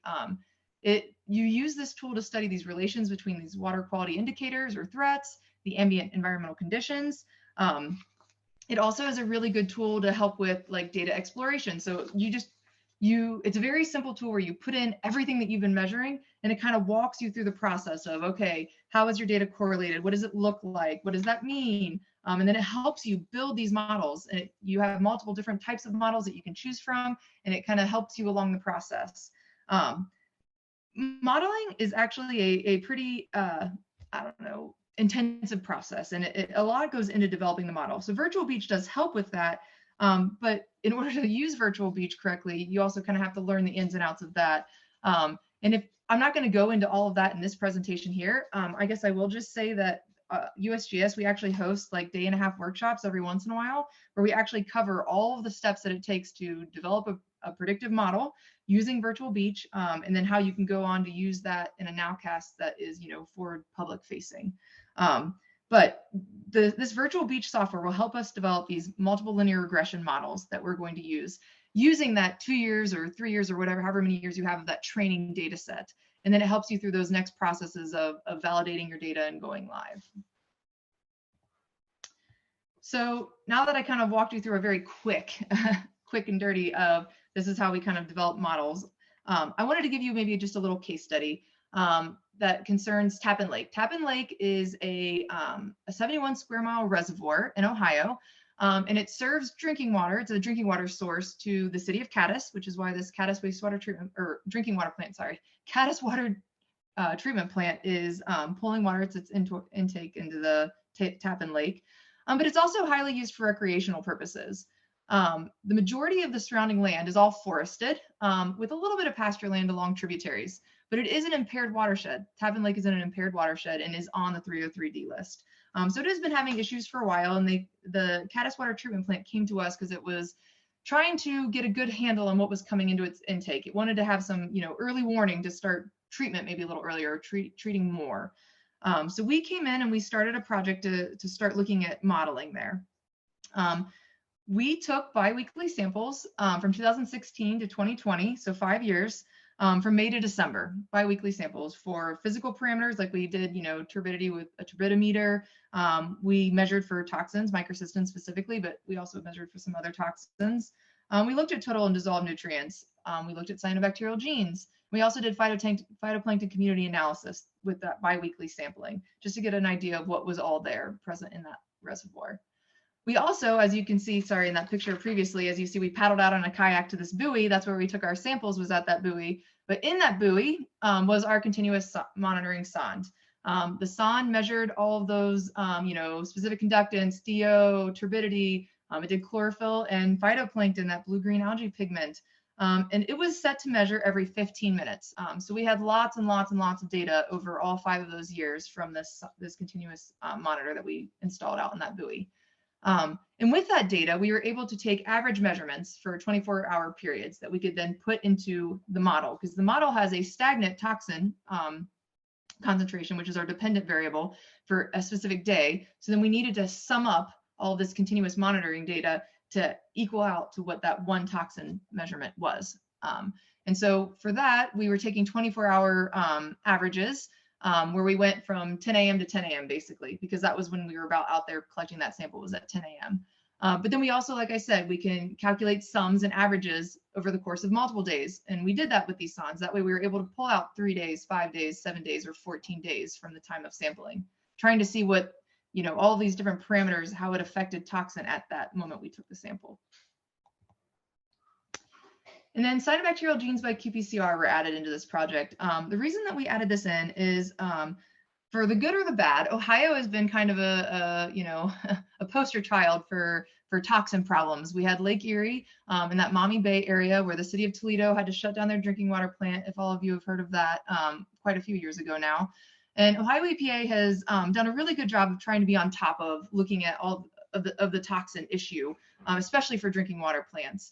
And so starting many years ago, actually, right after the Toledo crisis, the Ohio EPA has required that drinking water treatment plants collect samples every other week during the cyanoheb season for cyanobacterial genes by qPCR. They ship them off to a lab and they analyze them. So this was external to our project, but was data that was easily incorporated into our models. The genes that they were looking for was just a general 16S RNA cyanobacterial gene. So just telling us about the bloom itself, you know, magnitude of bloom. And then we had the 2 toxin genes, the microcystin, MCYE toxin gene, and the saxitoxin, SXTA gene. Another piece that we went into this model for this Caddis water treatment plant were third-party environmental data. And this is wonderful to use in our models because they are things that are external, usually publicly available, that we can just pull from the internet and on a daily basis and just bring them into the model. So weather is a great one. NOAA usually has publicly available weather data. We usually pull from any type of airport that's nearby our site that we are making the model for. And every once in a while, there are sites that are a little far away, or the weather doesn't seem to match if we're, you know, talking about quite a few, you know, distance. So that we'll install what we call a weather system there. And so this is the weather system that we ended up installing at Caddis, just because it was a decent bit away from any of the bigger airports that we were pulling data from. But with this weather station, we pull wind speed, barometric pressure change. We want rainfall sums. And we even weight that rainfall because sometimes if it has just rained very recently, that's more important than rain that was maybe farther out previous to when the sample was collected. USGS has gauges almost everywhere. Many rivers, many lakes all have gauges on them that are put on the web. You can go to USGS's INWEST site and pull down any kind of lake level data or even, you know, stream flow and all of that. So we were able to pull lake level change or like I said, stream flow from any of these gauges. And one thing that we have found that is really important for cyanotoxin modeling is change from a spring average in a lake. So if we're looking at a reservoir like we did here with Caddis, the change from what was, you know, average in the spring throughout the rest of the recreational season and into the winter really affected whether we could predict whether there would be toxins or not. And then cyanobacteria, we're talking about cyanobacteria here. Solar radiation is a big thing. So in Ohio, we have a lot of farm fields all around, and there are a lot of PAR sensors that have been put up to help farmers with knowing, you know, sunlight and all of that going on.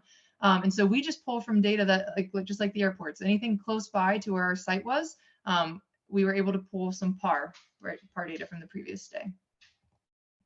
All right, getting into the results for the model. So we did end up creating 2 models for this project for Caddis water treatment plant. This is the real-time model. So this is this model that only relies on these easily measured variables, something that you could just walk out there and get that measurement easily or pull from the web, right, in terms of weather and all of that. So this model, the best model that ended up falling out included these 6 parameters. 6 is a lot. 6 is the most that we allow to be in a model, but for whatever at this site, 6 is what it needed to have this type of, or I guess the model that I really liked in terms of its accuracy and all of that. So the lake level change of the previous 24-hour was one of the variables. The lake level deviation from its spring average, like I said, that's a very important one for cyanobacteria often in these reservoirs. the turbidity on the average of 14 days. So how turbid the lake has been over the last 14 days on average. The temperature, which was an average over 24 hours from the sonde that was out there. The pH that was averaged over 5 days from the sonde. And then a phycocyanin to chlorophyll ratio. So both chlorophyll and phycocyanin came off of the sonde as well. It's the ratio of that as an average over 24 hours. Those were the parameters that correlated the best to give the best prediction over the time for microcystin at caddis. So then the model then spits out, or Virtual Beach spits out this plot here of my, this is all 5 years of my data. So I have 102 data points located in there. And if you can see here, the bottom is the observed, and that is what actually happened. That was our toxin measurement every single time we went out biweekly. And then on the y-axis there is what's called the fitted, or that's our predicted value, what the model would predict on each one of those days. And so we get this nice plot here that kind of shows us how the model did. So the top right, those are the correct positives. That means that the toxin level was, oh, I forgot to tell you, we are using a 1 microgram per liter standard or regulatory cutoff point for this. That's why they have that green line, that vertical green line right there. That's at the 1 microgram per liter. And that's where we're just cutting off the model, saying, you know, anything above that is what we're talking about as being too much. Anything below that, we're going to allow. The time when we started this, that was the drinking water standard in Ohio. It has since kind of changed a little bit with more research from US EPA. But it is a good starting point for this model. And so the top right corridor is the correct positives. That means that the water gave a toxin concentration above 1, and the model also predicted that it would be above 1. The bottom left quadrant there, that's the correct negatives. That means that it was below 1, and the model predicted that it was below 1. The top left one, that false positives, well, this is not a great thing to have for a model. It's actually not that bad when you're doing these models like we are for protecting of human health, because this is where the model told us that it was going to be a high microcystin concentration above 1, but it actually wasn't. And in this case, I mean, yes, do we like that for the model? Not really. But in terms of being protective of human health, public health, it's not so bad. It means that the drinking water plant maybe added a little bit of extra activated carbon that it didn't need to. So it maybe cost a little bit of money, but at least we weren't pushing out, you know, maybe higher toxin levels into the public than we should have been. Or maybe if it's a recreational site, we at least told them that it probably wasn't safe to swim, even though it was, but at least they weren't, you know, sickened by it. But in the bottom right, those are the really bad ones. Those are the false negatives. That's where, you know, the model said that the, you know, toxin level was low, but it actually was higher. And so we had 2 in this case for this real-time model, but it wasn't that bad. Our sensitivity was at 96%. The sensitivity is the proportion of exceedances that were correctly predicted. So 96% is pretty darn good. The specificity was at 69%, and that's the proportion of non-exceedances correctly predicted. So that's, you know, we have this little scatter here in that false positive quadrant. But the accuracy is 82%. So, you know, with 102 data points, that's really, really not that bad. We were accurate 82% of the time. Then we had this comprehensive model, and this is where we share a lot of the same variables as that real-time model, as should be expected, but some of them have been switched out. So now we have this incorporation of the microcystin toxin gene being lagged, which obviously should be highly correlated, because if we're predicting toxin, that toxin gene should be there. But adding in that with some different, you know, variable swap outs like the wind speed and the cosine of the day of the year and this alongshore wind component, we were able to get a little bit more accurate of a model. Here we had 118 data points, but our sensitivity was 100%. So we lost those 2 false negatives. So being protective of human health, we're doing really well. That means every time that it was, you know, we never told them it was safe when it wasn't, right? And then specificity was 75%, which was also better. So overall, our comprehensive model worked out a little better. So we were pretty happy with this. So after that, we build these models, we get them ready, we, you know, test them in an independent year, and we set them off to go live. Usually at this point, we hand them over to whoever was going to be running that model for forever. USGS isn't in the works to be, you know, constantly running models for everyone. And here we can send it off to the water treatment plant, which is what we did in this case. Caddis Water Treatment Plant now runs this model since 2020 when we stopped and they took over. And it still works well for them. And a lot of the ones up along Lake Erie that we have, local health departments or different types of organizations have been formed to take over these models, and they continue to run them. All right, so I wanted to test just a little bit on this new study that we have going on. Up until recently, pretty much all of our modeling work has been in lakes, whether they be big lakes like Lake Erie. We've done a lot of models for Lake Erie, or even small inland lakes like what we just saw with Tappan Lake there for the Caddis Water Treatment Plant. We have just recently started moving over into rivers. So the Ohio River has had actually 2 pretty large blooms in the last 10 years. The most recent one being in 2019, which kind of jump-started a conversation with us and some different cooperators about the need to come up with some type of monitoring and assessment strategy for the Ohio River in full. We needed to have a way to make resource managers make some rapid decisions to protect human health. Now, whether it be for recreating or for drinking water, because all along the Ohio River, there are tons of drinking water plants that pull water in for their cities and towns. So our objective was to come in and collect some discrete samples. So we were running the cyanobacterial genes. We're looking at toxins and nutrients.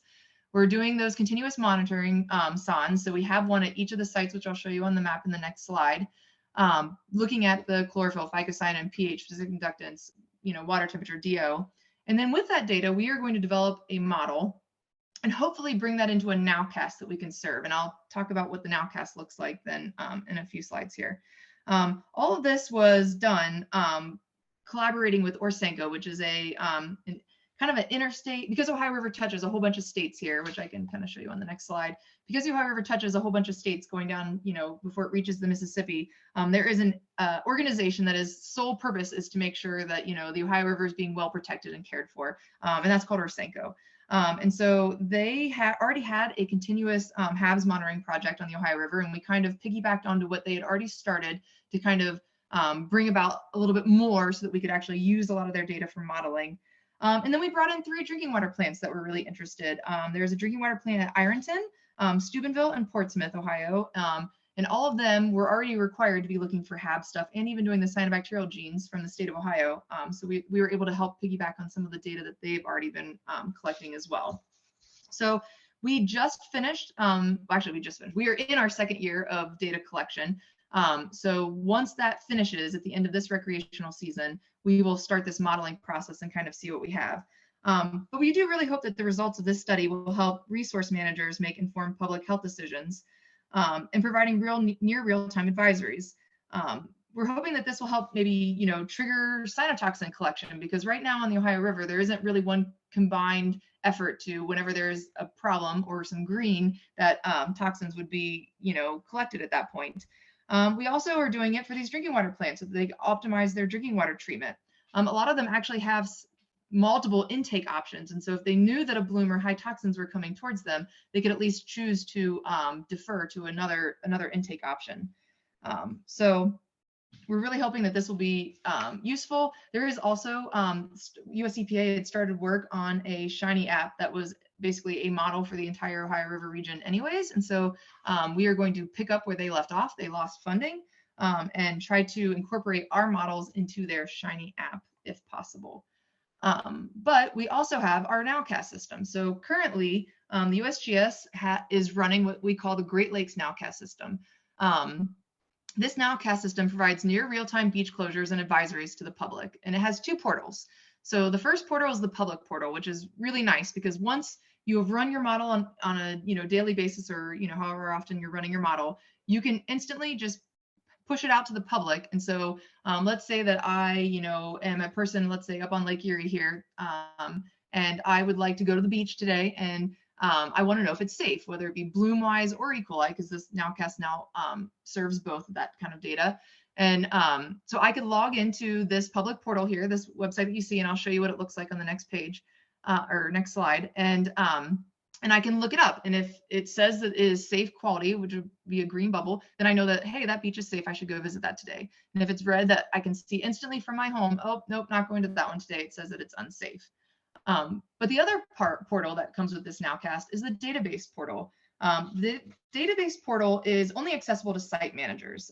It's mobile friendly, and it allows entry of your field data while you're out in the field.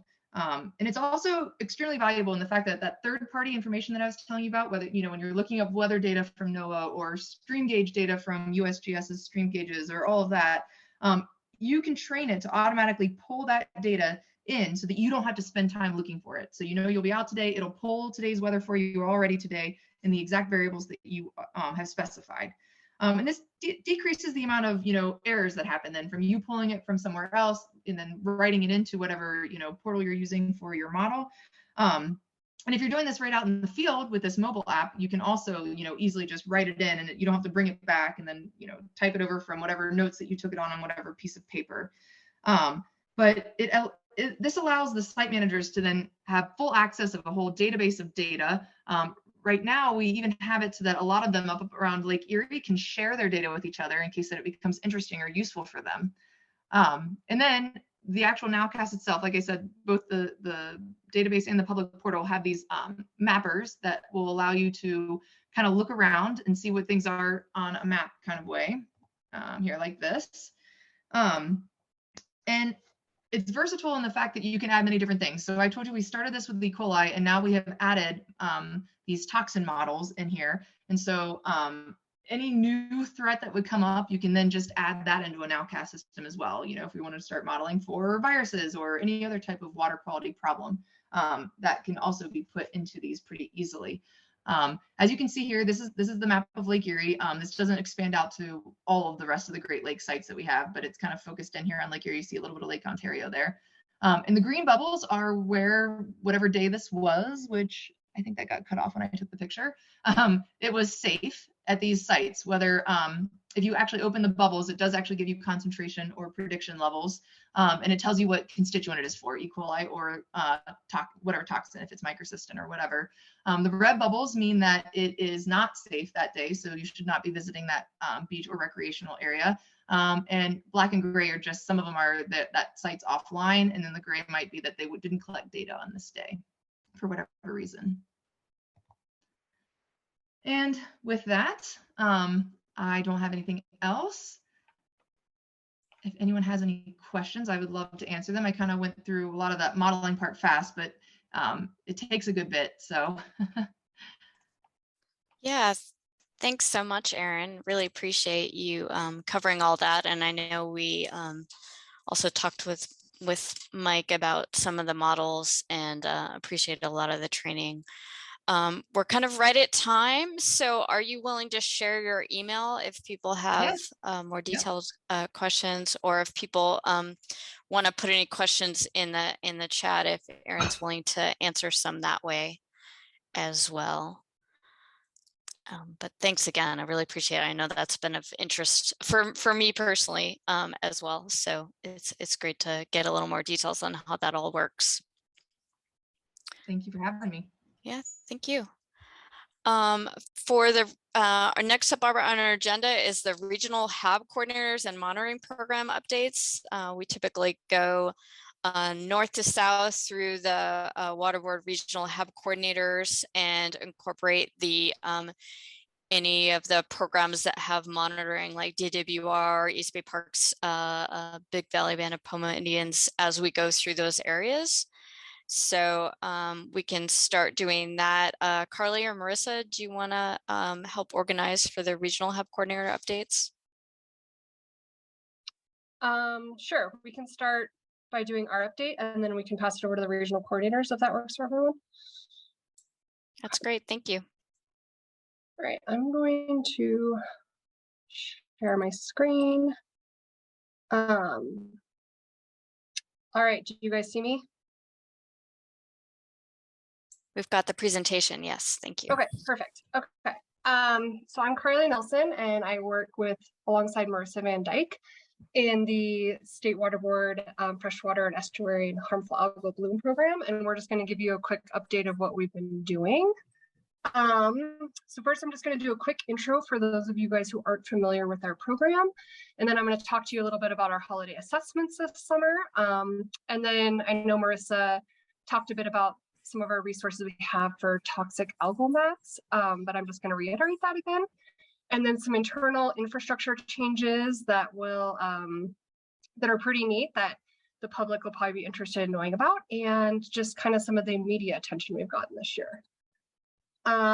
So for those of you who aren't familiar, State Water Board's FHAB programs began in 2016, and it became formalized with Assembly Bill 834 in 2019, with funding allocated in 2020. So we have 5 staff, and our purpose is to lead the freshwater and estuarine HAB event response, assessment, and communication. So also for those of you who may not be familiar, this is kind of what the map looks like for how the regions are broken up for the water board. So Marissa and I are based out of Sacramento, and then there are 9 different regional boards, and we were really lucky to get some funding for 3 of them. Region 6, which is over here, and then Region 5, which is almost a third of the state, and then Region 1, and Rich just gave that lovely presentation as to some of the issues up there. And then the rest of our FHAB coordinators are kind of split between other duties, and a lot of it is volunteer-based, so we're really appreciative of that. And their role is mostly doing the coordinating of the HAB's event response. So we generally get a lot of our incident reports through our online portal, and then it's triaged through our FHAB coordinators to help assist with that response and any advisory postings and or follow-up monitoring.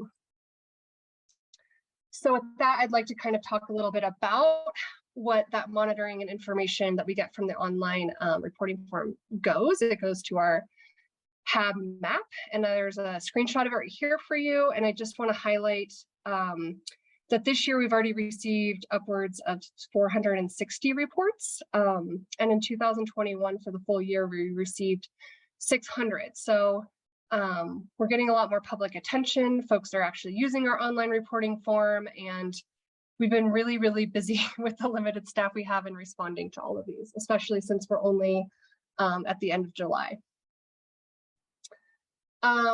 And as well, Marissa talked about for some of the resources we have for toxic algal mats. I just want to reiterate that the portal we have with the Water Quality Monitoring Council is a fabulous repository for folks to go to. It includes the map for all of our data that we get, information and reports, and it's usually updated within 48 hours of receiving that information. It provides public resources as to how to stay safe, frequently asked questions. For a lot of these water body managers and counties, it has voluntary guidance on how to respond and how and when to issue advisories and when to put physical postings at water bodies. And then as well, you know, some of the meat and potatoes of sort of understanding like how to collect the samples, what labs are available, what processes to consider. And as well to highlight with that, we're always a resource, so you can always reach out to us through our inbox. So with that, I want to transition to our holiday assessments. So a lot of you are familiar and or have contributed to this. It's been awesome. It's been expanding every year. It has started in 2018 with the Labor Day weekend assessment. And last year and this year, we hosted 3 sampling events. So before the Memorial Day weekend, the 4th of July weekend, and the Labor Day weekend. And we focus monitoring with our partners. We're really lucky to have them as boots on the grounds to help assist. But we focus on popular recreational waterways. And we collect sampling a couple weeks before the holiday, and then we get the data before the big holiday weekend so we can publish it onto our web map. And then that information is then available for the public so they have a better idea of where they should be spending their time on these big holiday weekends. We're almost wrapping up. We just have the Labor Day assessment this year. But I do want to recommend for folks that are interested, for next year, we do a big solicitation every spring. And we generally send it out through the CCHAB Veris list. So we encourage your participation with us. And one last thing is that can also include visual assessment. So you don't actually have to go out and collect samples, but you can just provide that information for your visual assessments through our online HAB reporting form. So just to kind of give you guys an idea of what information we have received for the Memorial Day assessment, 152 sites were sampled. That's not including the additional visual observations that were submitted. And then for the 4th of July assessment, we had 136 sites sampled. You can see it's pretty good breadth of some of the major water bodies in California, and we targeted quite a bit. It was a pretty big effort, and so I just want to give a big kudos to our regional FHAB coordinators for helping take the lead with that. So this is the toxic algal mat resources that Marissa talked about earlier. Just want to highlight that we have some advisory posting guidelines on our webpage. We encourage you to check that out. It also includes PDFs and PowerPoints where you can actually print them out and post them. And then we also have the printable brochure, and you can always reach out to us if you'd like us to help print some of those out and send them to you. And this is what that brochure looks like. It actually was stemmed from some interest from some of our federal partners to have at some of their kiosks for a lot of folks that are going into the backcountry and may not be aware of what to look for, especially for a lot of these personal filtration devices. So it's cool, it has a QR code so people know what to look for. And it's pretty nifty and short to where it's been a pretty good resource so far this summer. And then as well, this is, Marissa showed this as well, this is just a draft sampling plan that was developed in coordination with the county and once again, federal partners for a specific area, but we're always available to help and assist with any kind of sampling plans that folks want to develop. So we really do encourage you to reach out to us. We have a lot of knowledge and expertise to help impart. So if you guys are interested in developing monitoring programs, please don't hesitate to use us as a resource. And then some highlights as to some infrastructure changes. So we've talked about this before, and but for those of you who are not interested, we have our web report form, which I was just explaining, which is our online reporting form, and then that gets notified through an email to staff, and then also goes into our database for then it to be QA'd and updated by staff to then populate our web map. We're currently on the back end of doing some new changes. So the data that will be available to the public will now, not on the web map, but through our open data portal, will include a lot of our lab results and other information so that it's readily available to researchers, the public, and other agencies. We weren't originally cataloging that in our database, so it's a big change for us, and we're excited to, as we grow, to be better aligned with having good data sharing. And then as well, we've been partnering with the Internet of Water on the Water Reporter app, and we're hoping soon that this will then connect to our database, and then we can populate things onto the map. And I'm going to talk about that in just a minute. But for the web map changes underway, I was just saying how we were changing some of our infrastructure. When folks are now looking at our map, the advisory now distinguishes between planktonic and algal mat alert signage. It doesn't demonstrate that quite yet in terms of any of these like dots that you can pull up for these windows. We're working on that still, but at least if you are clicking on a specific water body, now it does differentiate, so the public is aware as to what that threat is. And I didn't have a slide on that, but I guess I will go backwards. For the Water Reporter app, that is a web-based map, and it was kind of cool that Erin was just talking about that, but it's for the public, and you can use it on your phone or different agencies, and then that information, whether it's visual, photos, whatever that looks like, could then, once you put it in there and you partner up with the water boards, then we get that information delivered directly to us. So it's just another mechanism for public and the agencies and other folks to communicate what's going on across the state, and to kind of have their own data repository as well, because it acts as an independent data repository for any of these other agencies. So with that, I just want to do a quick blurb as to the fact that, HABs have been ever present this summer already. And we've gathered quite a few headlines. This isn't all encompassing, but just want to highlight that it is getting quite a bit more media attention. There was a Newsweek article about the Pacific Crest Trail, an article about the Russian River for having a beach toxic algal signage throughout the whole river. And then as well, the San Francisco Chronicle developed an article. So just wanted to highlight some of the things that are going on across the state. And with that, I'll take any questions.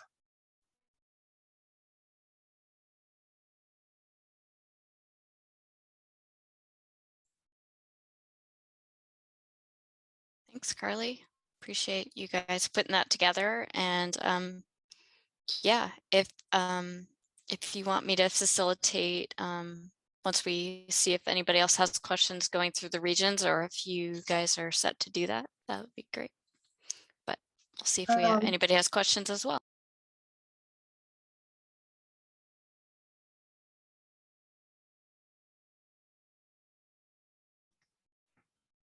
Yeah, well, folks are thinking about that as more, so I can share my screen with an enlarged web map of where reports are to help facilitate those updates. We can kind of zoom in on certain areas of California.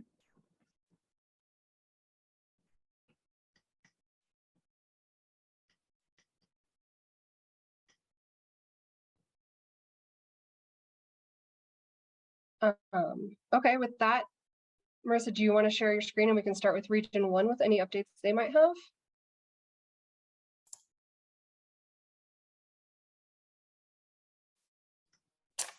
Hey, good morning, everybody. Oh. Go ahead. Thanks, Marissa. Good morning, this is Mike in Santa Rosa. I'm just gonna run through a few of some highlights going on in our region. So the Russian River, as Carly just mentioned, a toxic algae alert has been issued for 10 of the recreational beaches. We've been working with Sonoma County Environmental Health and Sonoma Water to monitor the situation as well as collect samples. And then moving up to the Klamath Basin with the monitoring program up there. We are working with several entities, including tribes, U.S. Forest Service, and Pacific Corps. They are collecting pretty much bi-weekly microcystin samples. This has led to a danger up at Copco Reservoir and then a caution at Iron Gate below Copco. So far, concentrations are remaining pretty low in the Klamath River itself. Kind of along the coast at Stone and Big Lagoon, we are also working with Big Lagoon Rancheria to collect bi-weekly microcystin samples, and these have so far been coming in below recommended trigger levels. For the pre-holiday assessments, Region 1 is working with partners to sample 12 water bodies across the region. So far, most of these have been doing okay. We have had a warning at Lake Pillsbury. And we have also had a caution issued kind of off and on for Lake Ralphine, which is in Santa Rosa itself. And as Rich kind of mentioned, we are working with SPATS this summer to confirm the recommendations in the Benthic monitoring report and in his presentation. We have had several SPATs out on the Russian River as well as the South Fork Eel River. And these have resulted in some toxic algae alerts. We are also working on that SPAT paper to determine what an optimal deployment length may be, and we hope to have that out pretty soon. So stay tuned. That's all I have for Region 1. Thank you, Mike. Yep, thank you. We can move to the San Francisco Bay region. I believe the coordinators are unavailable today to present. They are coordinating pre-holiday assessment samples in August in the Napa River area. And so those results will be posted on the map once those are available. And there's some monitoring at Merced Lake in San Francisco as well, working on getting that data posted on the map from the utility district. And on the eastern side of the bay, I'd like to defer to East Bay Regional Parks with to provide an update on their really comprehensive monitoring program there. Thank you, Marissa. This is Hal McLean, East Bay Parks. I did want to say that these meetings are always really great and informative. And today seems a little exceptional. It seems, I mean, really, really great presentations. And I also want to say that we reached out to a bunch of folks in the water board because we did change a program at Del Val where we used to treat the whole lake as one entity, and we ended up splitting it into two entities, kind of because of the there's a East Beach, which is to the north, and a West Beach to the south. And Becky Stanton, Carly, Rebecca Nordenholt, Shannon Murphy, Alameda County Environmental Health, and Ben Genetics, and even Sarah Ryan really helped us kind of work our program, and we really appreciate the effort and the time that everybody helped to kind of help us tease out how to monitor and how to develop our program for that. And so there was a time when last month, or earlier this month, I should say, where one of our lakes was kind of split up, half closed, half open. We did kind of look at how Clear Lake is doing their advisories, and how San Luis Reservoir are doing their advisories, and kind of took some direction from that. But since that whole effort, Del Val has cleared up, and we are currently at a caution, but completely open to swimming. We did start off this season with closures at Del Val and Quarry Lakes, two of our big swimming areas, and since June they've been clearing up, and they're both open for swimming. And unfortunately, our Big Break along the Delta has developed some cyanotoxins, and is getting greater than 50 microcystins at our Big Break area, and that's in the Delta, like I said. But anyways, yeah, thanks again for everything, and yeah, I look forward to hearing more about everybody else's. Thanks. Thank you, Hal, for your update. Great feedback. Thanks for providing input on what's working and what's not. All right.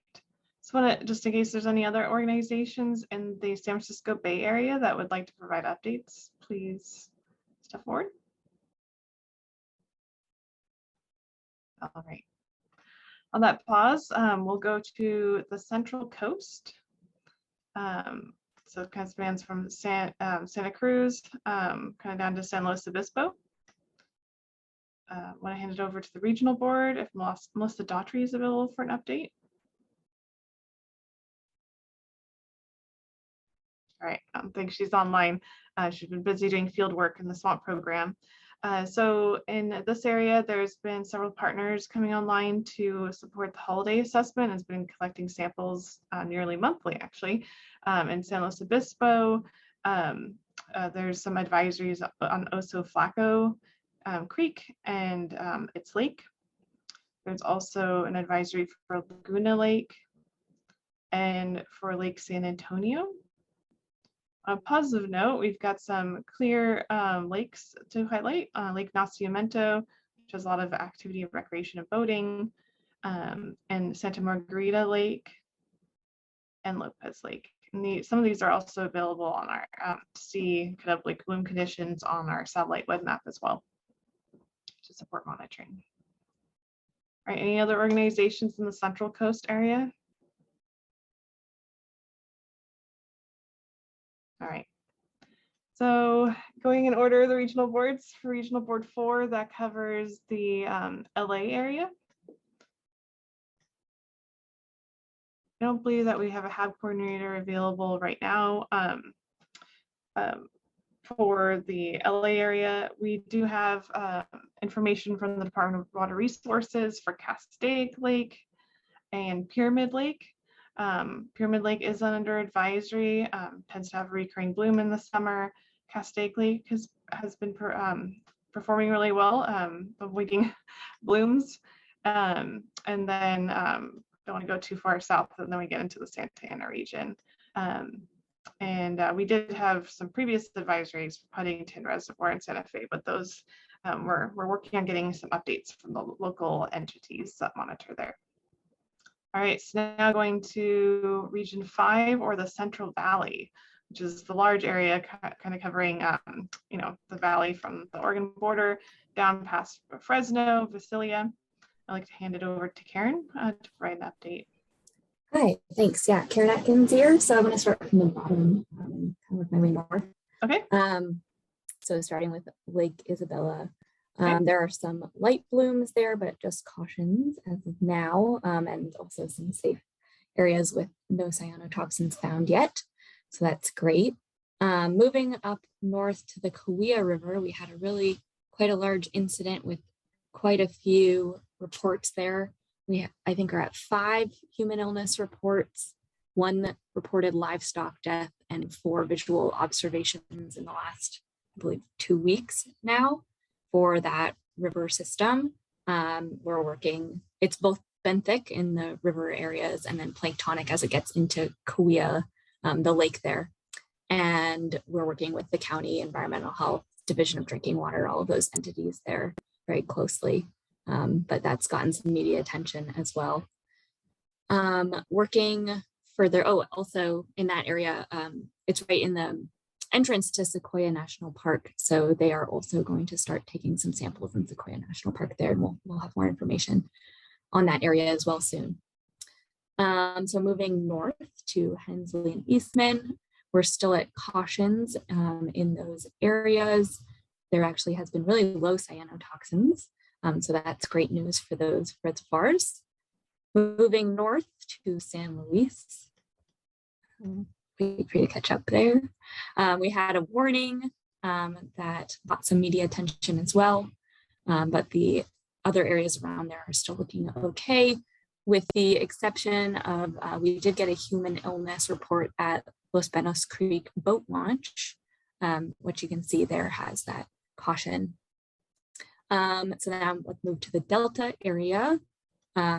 We have a lot more visual monitoring as well as toxin monitoring on this map this year, which is great, in large part due to a kind of newfound partnership with DWR, getting a lot of their data, which is awesome. And also we have Restore the Delta working in that area. We also have a special study doing microcystis source tracking in that area. So that's also near Stockton and getting our data as well.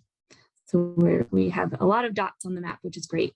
Most of it is looking kind of in the caution area region of the microcystis scale there.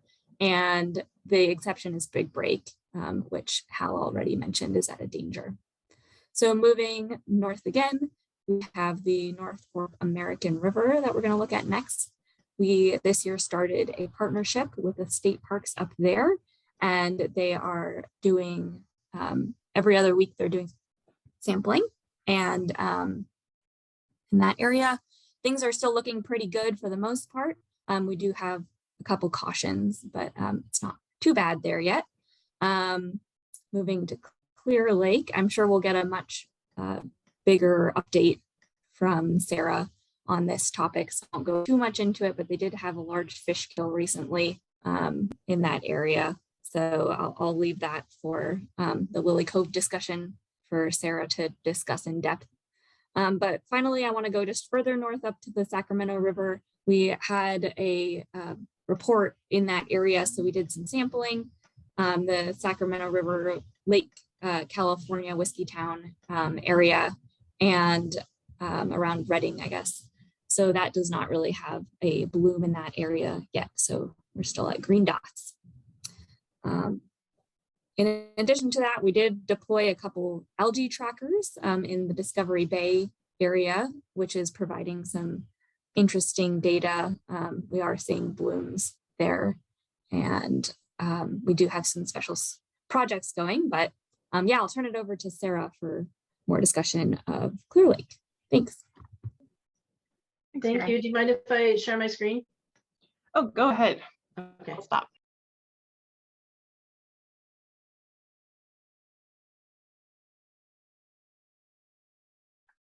Thank you. What you're seeing is on our website where we update the our cyano sampling locations with colored markers that are based on the caution warning danger levels. So we put this out after our biweekly sampling, after we get the lab results. This is the most recent data that we have, July 11th, but our staff were just out there yesterday taking samples and doing monitoring at these same locations around the lake. We did have the toxin levels, the danger that we have at the moment, danger level was 147.81. 2 weeks prior was over 750 micrograms per liter for microcystin. So that was the highest that we had seen on the lake in our 8 years or so of monitoring to get it that early in the season. We do track with our cyanotoxin monitoring the cyanobacteria. I mean, we do microscopy on it, and we have phycocyana readings from our hydrolab sensor. We have basically just kind of tracking at each of our locations when the highest concentrations of microcystin and anatoxin have happened. We have had an anatoxin result earlier this season, I believe. Yeah, we had a 0.2 micrograms per liter anatoxin near the Superfund site, Silverbank Mercury Mine. And the other thing we're doing, just kind of factoring it in with every site, watching for how many times, basically tracking how many times is that caution warning and danger, so that we've got, kind of an updated thing of, how many times are these spots at elevated levels. As Karen mentioned, we have, let me find that. We have a fish kill that our staff noted over actually yesterday when she was out doing sampling, and it's basically a lot of little prickly sculpin and crappie and a few other species that are in the midst of a Lyngbia. It's mostly a Lyngbia bloom. The microscopy showed Lyngbia, Ornicinia, Gliotrichia, and Microcystis is what we were seeing. So this is our surveyor. The DO is 6.29 in that spot. The phycocyana 154,483, so it's pretty high. And the temperature, 26.96 Celsius, so it's quite warm in the lake there. We do also have with just social media, we have a Facebook page, Clear Lake Water Quality, and this is where we did an update on the fish kill, but there was some drone imaging from a local person showing several hundred feet out of most likely a Lyngbia bloom. This is near drinking water intakes on Clear Lake. So there's a lot of complaints with Lyngbia blooms. It looks and smells like raw sewage. And again, this is drone imaging of the shoreline of the lake. And it was right in this, not in this area, but in a different part of the arm of Clear Lake where the fish kill is happening. So the other thing I wanted to point out is that the county was willing to do a press release about the private intakes on Clear Lake that are getting their water from Clear Lake, and they are recommending that people use alternate sources of water for drinking water. This isn't on their website yet. We've asked them to put it up. I'm happy to email this out to anybody. And this is based on the fact that we're seeing, our CalWatch tap water program that we're doing with Tracking California has shown us that there's a lot of vulnerable private systems on Clear Lake. We last year did cyanotoxin monitoring as well as E. coli, total coliform nitrates, and herbicides. And a lot of these systems, even with RO membranes and you know, lots of filtration and whatnot. We're seeing intact cyanobacteria coming through their tap water. I did a presentation on that last year, or we all did, our Track California team. So anyway, because of that, because we were seeing danger levels of cyanotoxin in a few locations, we asked the county if they would be willing to, you know, be proactive about it. And they were. So this thing came out on Saturday. Basically, a few errors still crept through, unfortunately, but you know, for the most part, it's just very clearly laying out where the alternate sources of water are, and these are provided by 2 public water systems on Clear Lake, who set it up last year. So we're really proud of them and thankful for them that they're willing to do that again. There's about 450 or so households that are affected. Fortunately, the county wanted to really kind of go out there and put out a lot of info. So they even did this table of most common producing cyanobacteria toxin with the different cyanobacteria that we're seeing on the lake, because we do outreach on cyanobacteria.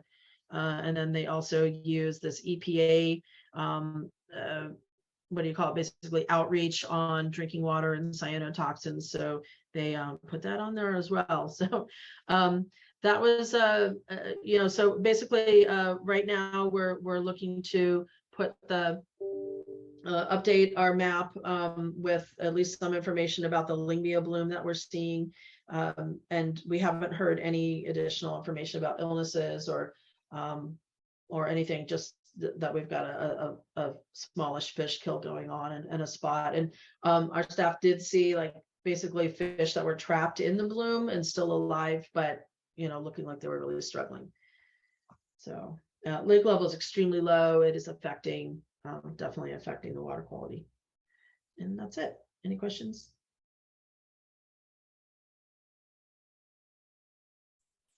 Thanks, Sarah. I think we had Kurla on. I don't know if Kurla, do you want to mention anything from the public water system side?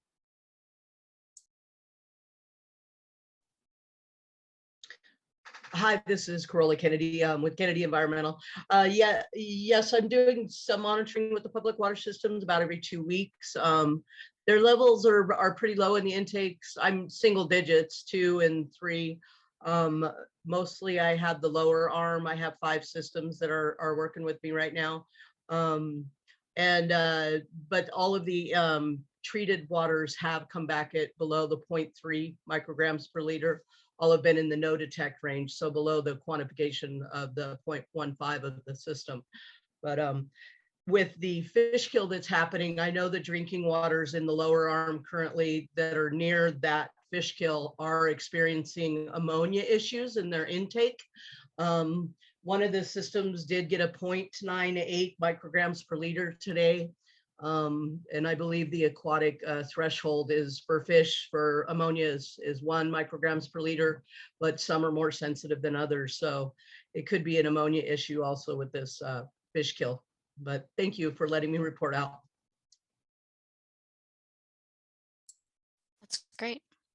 Thanks, Sarah and Kurla. And sorry, Marissa, I'll hand it back to you. That's fine. Great updates in the Clear Lake area. Thank you, everyone. And really great seeing the photos and some more details about what's going on, particularly on the drinking water front. We're going to move a little bit to the east, the Sierras, the Lahontan region. I'm going to turn it over to Sabrina and also any other organizations in that area that would like to provide an update. Go ahead, Sabrina.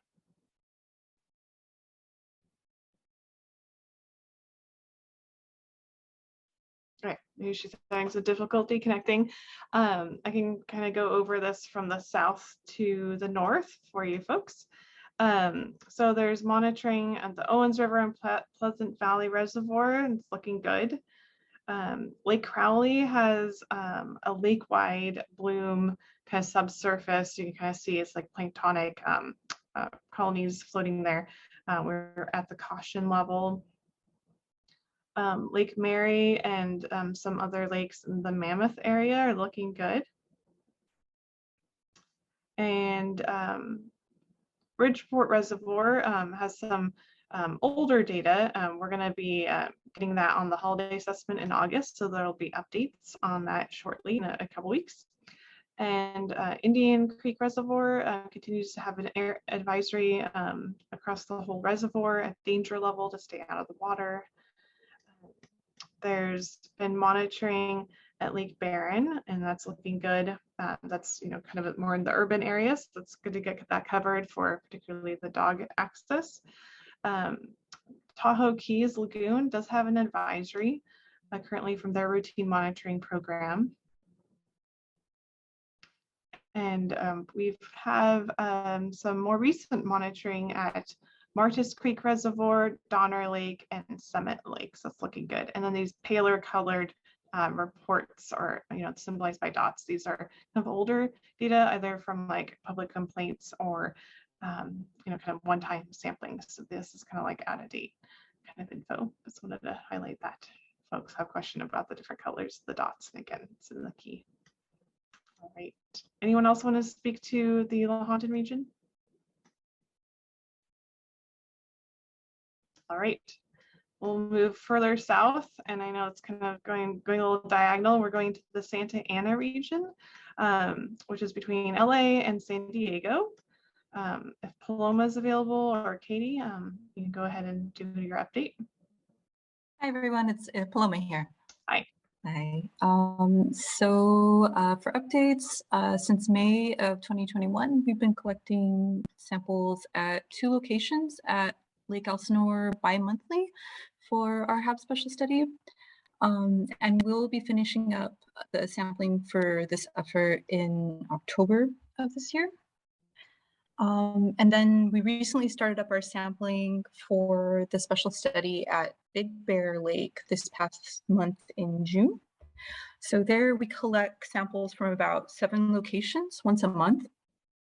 And the lake levels have decreased significantly with the lack of rainfall. So some of the sampling locations are becoming kind of like difficult or impossible to sample. So for at least one of those 7 sampling locations, we access by wading out and not going out by with the boat. And this study will conclude in November of this year. We also participated in the HAB pre-holiday assessments for Memorial Day and 4th of July, and that was at Lake Paris and Lake Hemet, Canyon Lake, and then Big Bear Lake, Prado Regional Park, and Yucaipa Regional Park. And then lastly, we've also been responding to some HAB complaints we received at Mill Creek and San Diego Creek. Over there, yeah, coastal. Yeah. And that's it. Thank you for your update. Are there any other organizations, perhaps water districts, like to share their data? Right, not hearing anything. We'll move on to Region 7, which is in the desert. There's routine monitoring on 2 sites of the Salton Sea and sometimes opportunistic sampling at Lake Havasu. Jeff, are you available?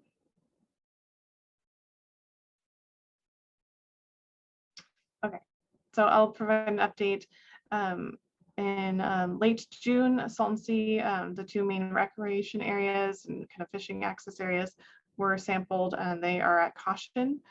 There's both planktonic and algal mat blooms occurring on both sides there.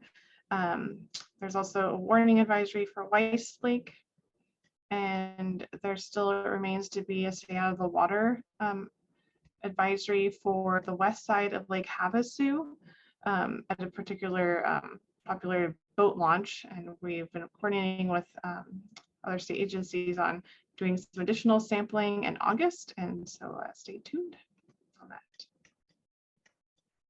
All right, now we'll move to San Diego. The last region of the water boards, but again, any other organization can share their data as well. Carrie Nagoda, if you're available, you can provide your update.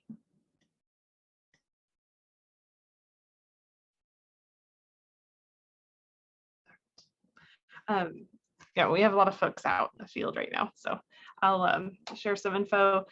We have partnered with another entity, the Vista Irrigation District. They're doing very, frequent routine monitoring at Lake Henshaw. Sadly, have been experiencing an ongoing bloom. Currently, the toxin levels indicate a caution advisory. The San Tigueto River also has an advisory from some routine monitoring as well. And we got some kind of public health complaints. Just some public reports that we investigated, and those turned out all right. Either those toxins were below thresholds or it ended up being a green algae bloom. And several additional areas are going to be monitored in August, and we'll be able to update some of these kind of paler dots that are symbolized here for our routine monitoring sites. All right, that I think concludes our updates. Unless there's any other organization that's spoken in like the chats that would like to speak up, I can go to a map and zoom in on your location so we all know what you're talking about. Becky, is there any additional organizations? I know Brianne Sakata is on. Brianne, do you want to cover anything specifically? Hi. If you like. So most of our reservoirs have already been mentioned, but in the Central Valley region, I believe Karen mentioned San Luis Reservoir. The advisory was just lowered to warning this week. Before that, we had it at danger, and that was triggered by microcystin concentration of 28 ppb at our recreation site at the Dinosaur Point boat launch. That was June 27th. We're currently sampling weekly at this reservoir, and the past 3 weeks, the toxin levels have been in the caution range. But in consultation with State Parks, who manages recreation there, we decided to lower the advisory to warning rather than caution, just to be extra cautious. There's currently still a widespread bloom. Let's see, and also mentioned was Los Banos Creek Reservoir that currently has a caution advisory. This is not one of DWR's routine monitoring sites, but it is a DWR reservoir. It's not connected to the State Water Project. It's there for flood control and recreation. So when we were notified by the regional board about the possible HAB-related illness reported there, we were able to send some staff to collect a sample at the boat launch, and they took photos of the site. And we got the lab results already from the sample we collected, and there were no cyanotoxins detected in the water sample, but there was potentially toxigenic cyanobacteria present in the sample. Let's see. So if we could move down to the Los Angeles region, we have Pyramid Lake down there with a caution advisory. We're monitoring weekly at that location also at our 2 swim beaches there. So that advisory has been posted since July 11th due to microcystin detections in the caution range. And then nearby is Quail Lake, and that's actually in the Lahontan region. So we monitor at the outlet of this lake, and the water does tend to get kind of stagnant there if we're not moving a lot of water through the system, which is the case right now. So we did have microcystins detected in the caution range at that lake. That lake, the only recreation there is shoreline fishing. So we still post the caution signs so people will know to, remove the guts and liver from any fish that they catch if they're going to consume them. That's about all I have. Thanks for your update. Thanks, Marissa. Thanks to everybody who contributed. Really appreciate getting a better idea of what's going on throughout the state in terms of conditions. And really appreciate everyone participating and sharing information and getting it posted on the map so that the public has an easily accessible way to be informed about that. As far as the next agenda item, we have subcommittee and work group updates. I do have an update for the mitigation subcommittee provided by Hugh Dalton and who's the lead, and Katie Fong, who supports that group. which I will go over in just a second, and then I'll provide a quick update from the illness work group as well. So as far as the mitigation subcommittee,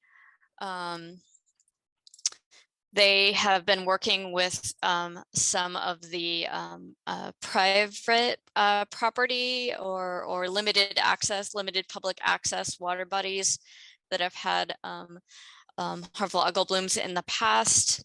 That's something that's a little challenging because of the limited funding with the water board. We need to, it's prioritizing the higher recreation public access, understandably. So the mitigation subcommittee has been helping some of these smaller limited or no public access water bodies with blooms that have been reported previously and may have had some a limited one-time sampling. So there is one that we actually came up through a dog illness report previously. It's along Maxwell Creek, and they've been working with the property owner there. They've been noticing some nutrient inputs from some of the nearby properties, and they've been working through clearing some of the vegetations and doing some mitigation efforts, and so far that seems to be working well.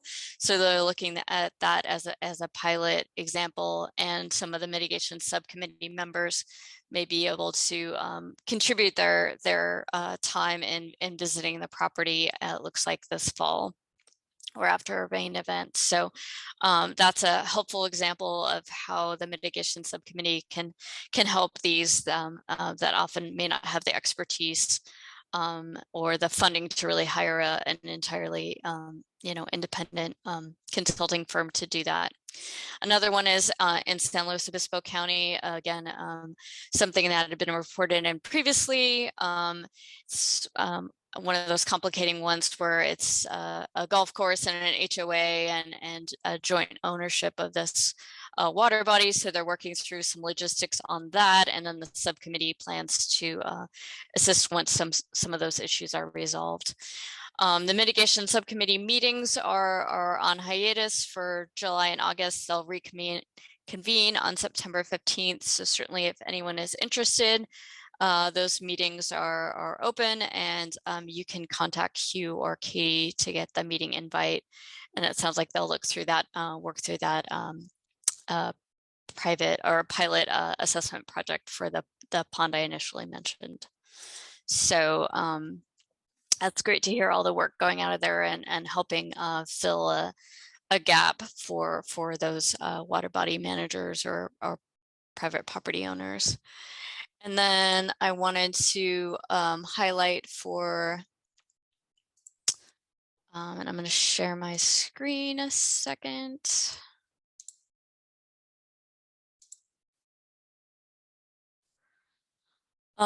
For folks, I also facilitate meetings of the harmful algal bloom related illness work group, and we just updated our existing page on the California HABs portal. So I can put the link in there, but you'll find it on as one of the main links on here under HAB related illness tracking. And so we've tried to have information about what types of symptoms we would be looking at for humans and animals, how people can report. And again, there's several mechanisms. There's a HAB bloom report form that has an illness section in that. Again, you can report human, domestic animal, wildlife, or fish through that. You can also call or do the email. The HAB report form helps make sure we get all the information we need.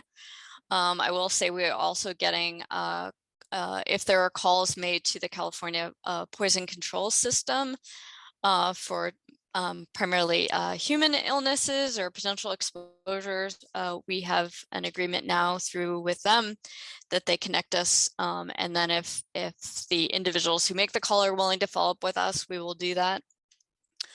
So that's been really helpful.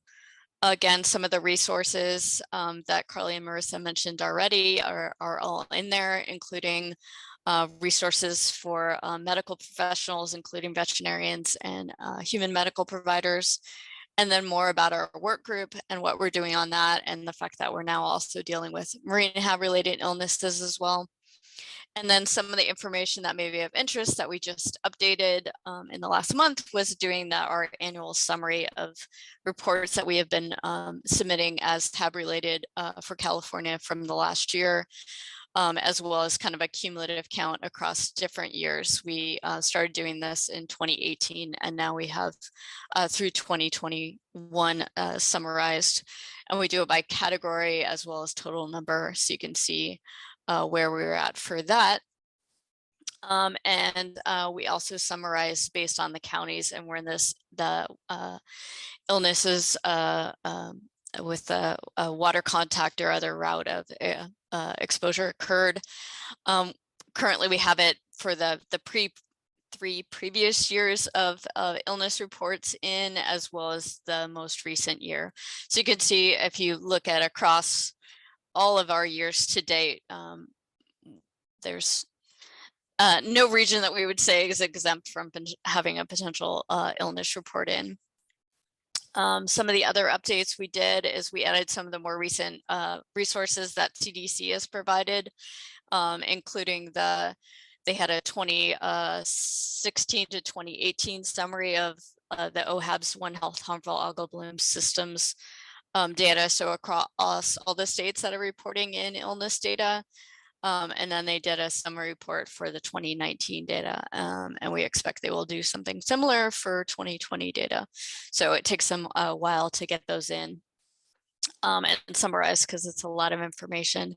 And I know we're usually the ones saying, don't take the data yet. We're still getting, because we have illness reports throughout the year. So we're still getting things in usually in December that take a while to work up. So just wanted to share that we have that. We have this also as a fact sheet. The link is here, and the whole website is actually now available in Spanish. So really appreciate people's efforts to make sure we have this available. And then that's also the fact sheet form is also in Spanish. So if this is a resource that's of interest, I want to make sure people are aware of that being there and shareable. And so that, I think, is the main update I had from that. If there's questions on either one of those subgroups or work groups, I will do my best to try to answer that.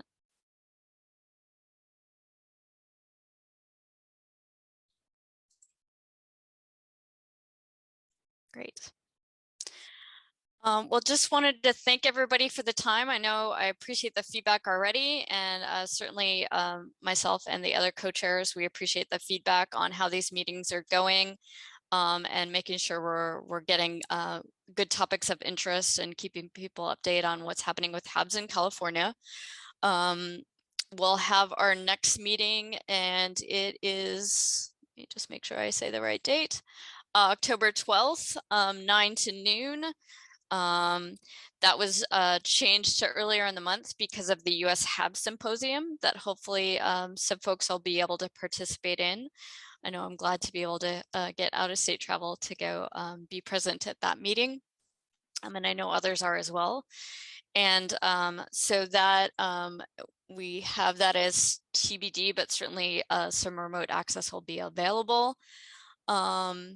That's on our current website, and we'll add the agenda when that's available. And the recording, as I said, for this meeting will be uploaded to our YouTube, and the link will be added to our meeting webpage as well.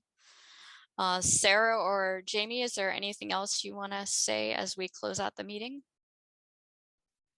I don't think so. I think you summarized it perfectly, unless Sarah has anything to add. Great meeting. Great meeting. Thank you. Well, thanks everyone. Appreciate it, and enjoy your lunch.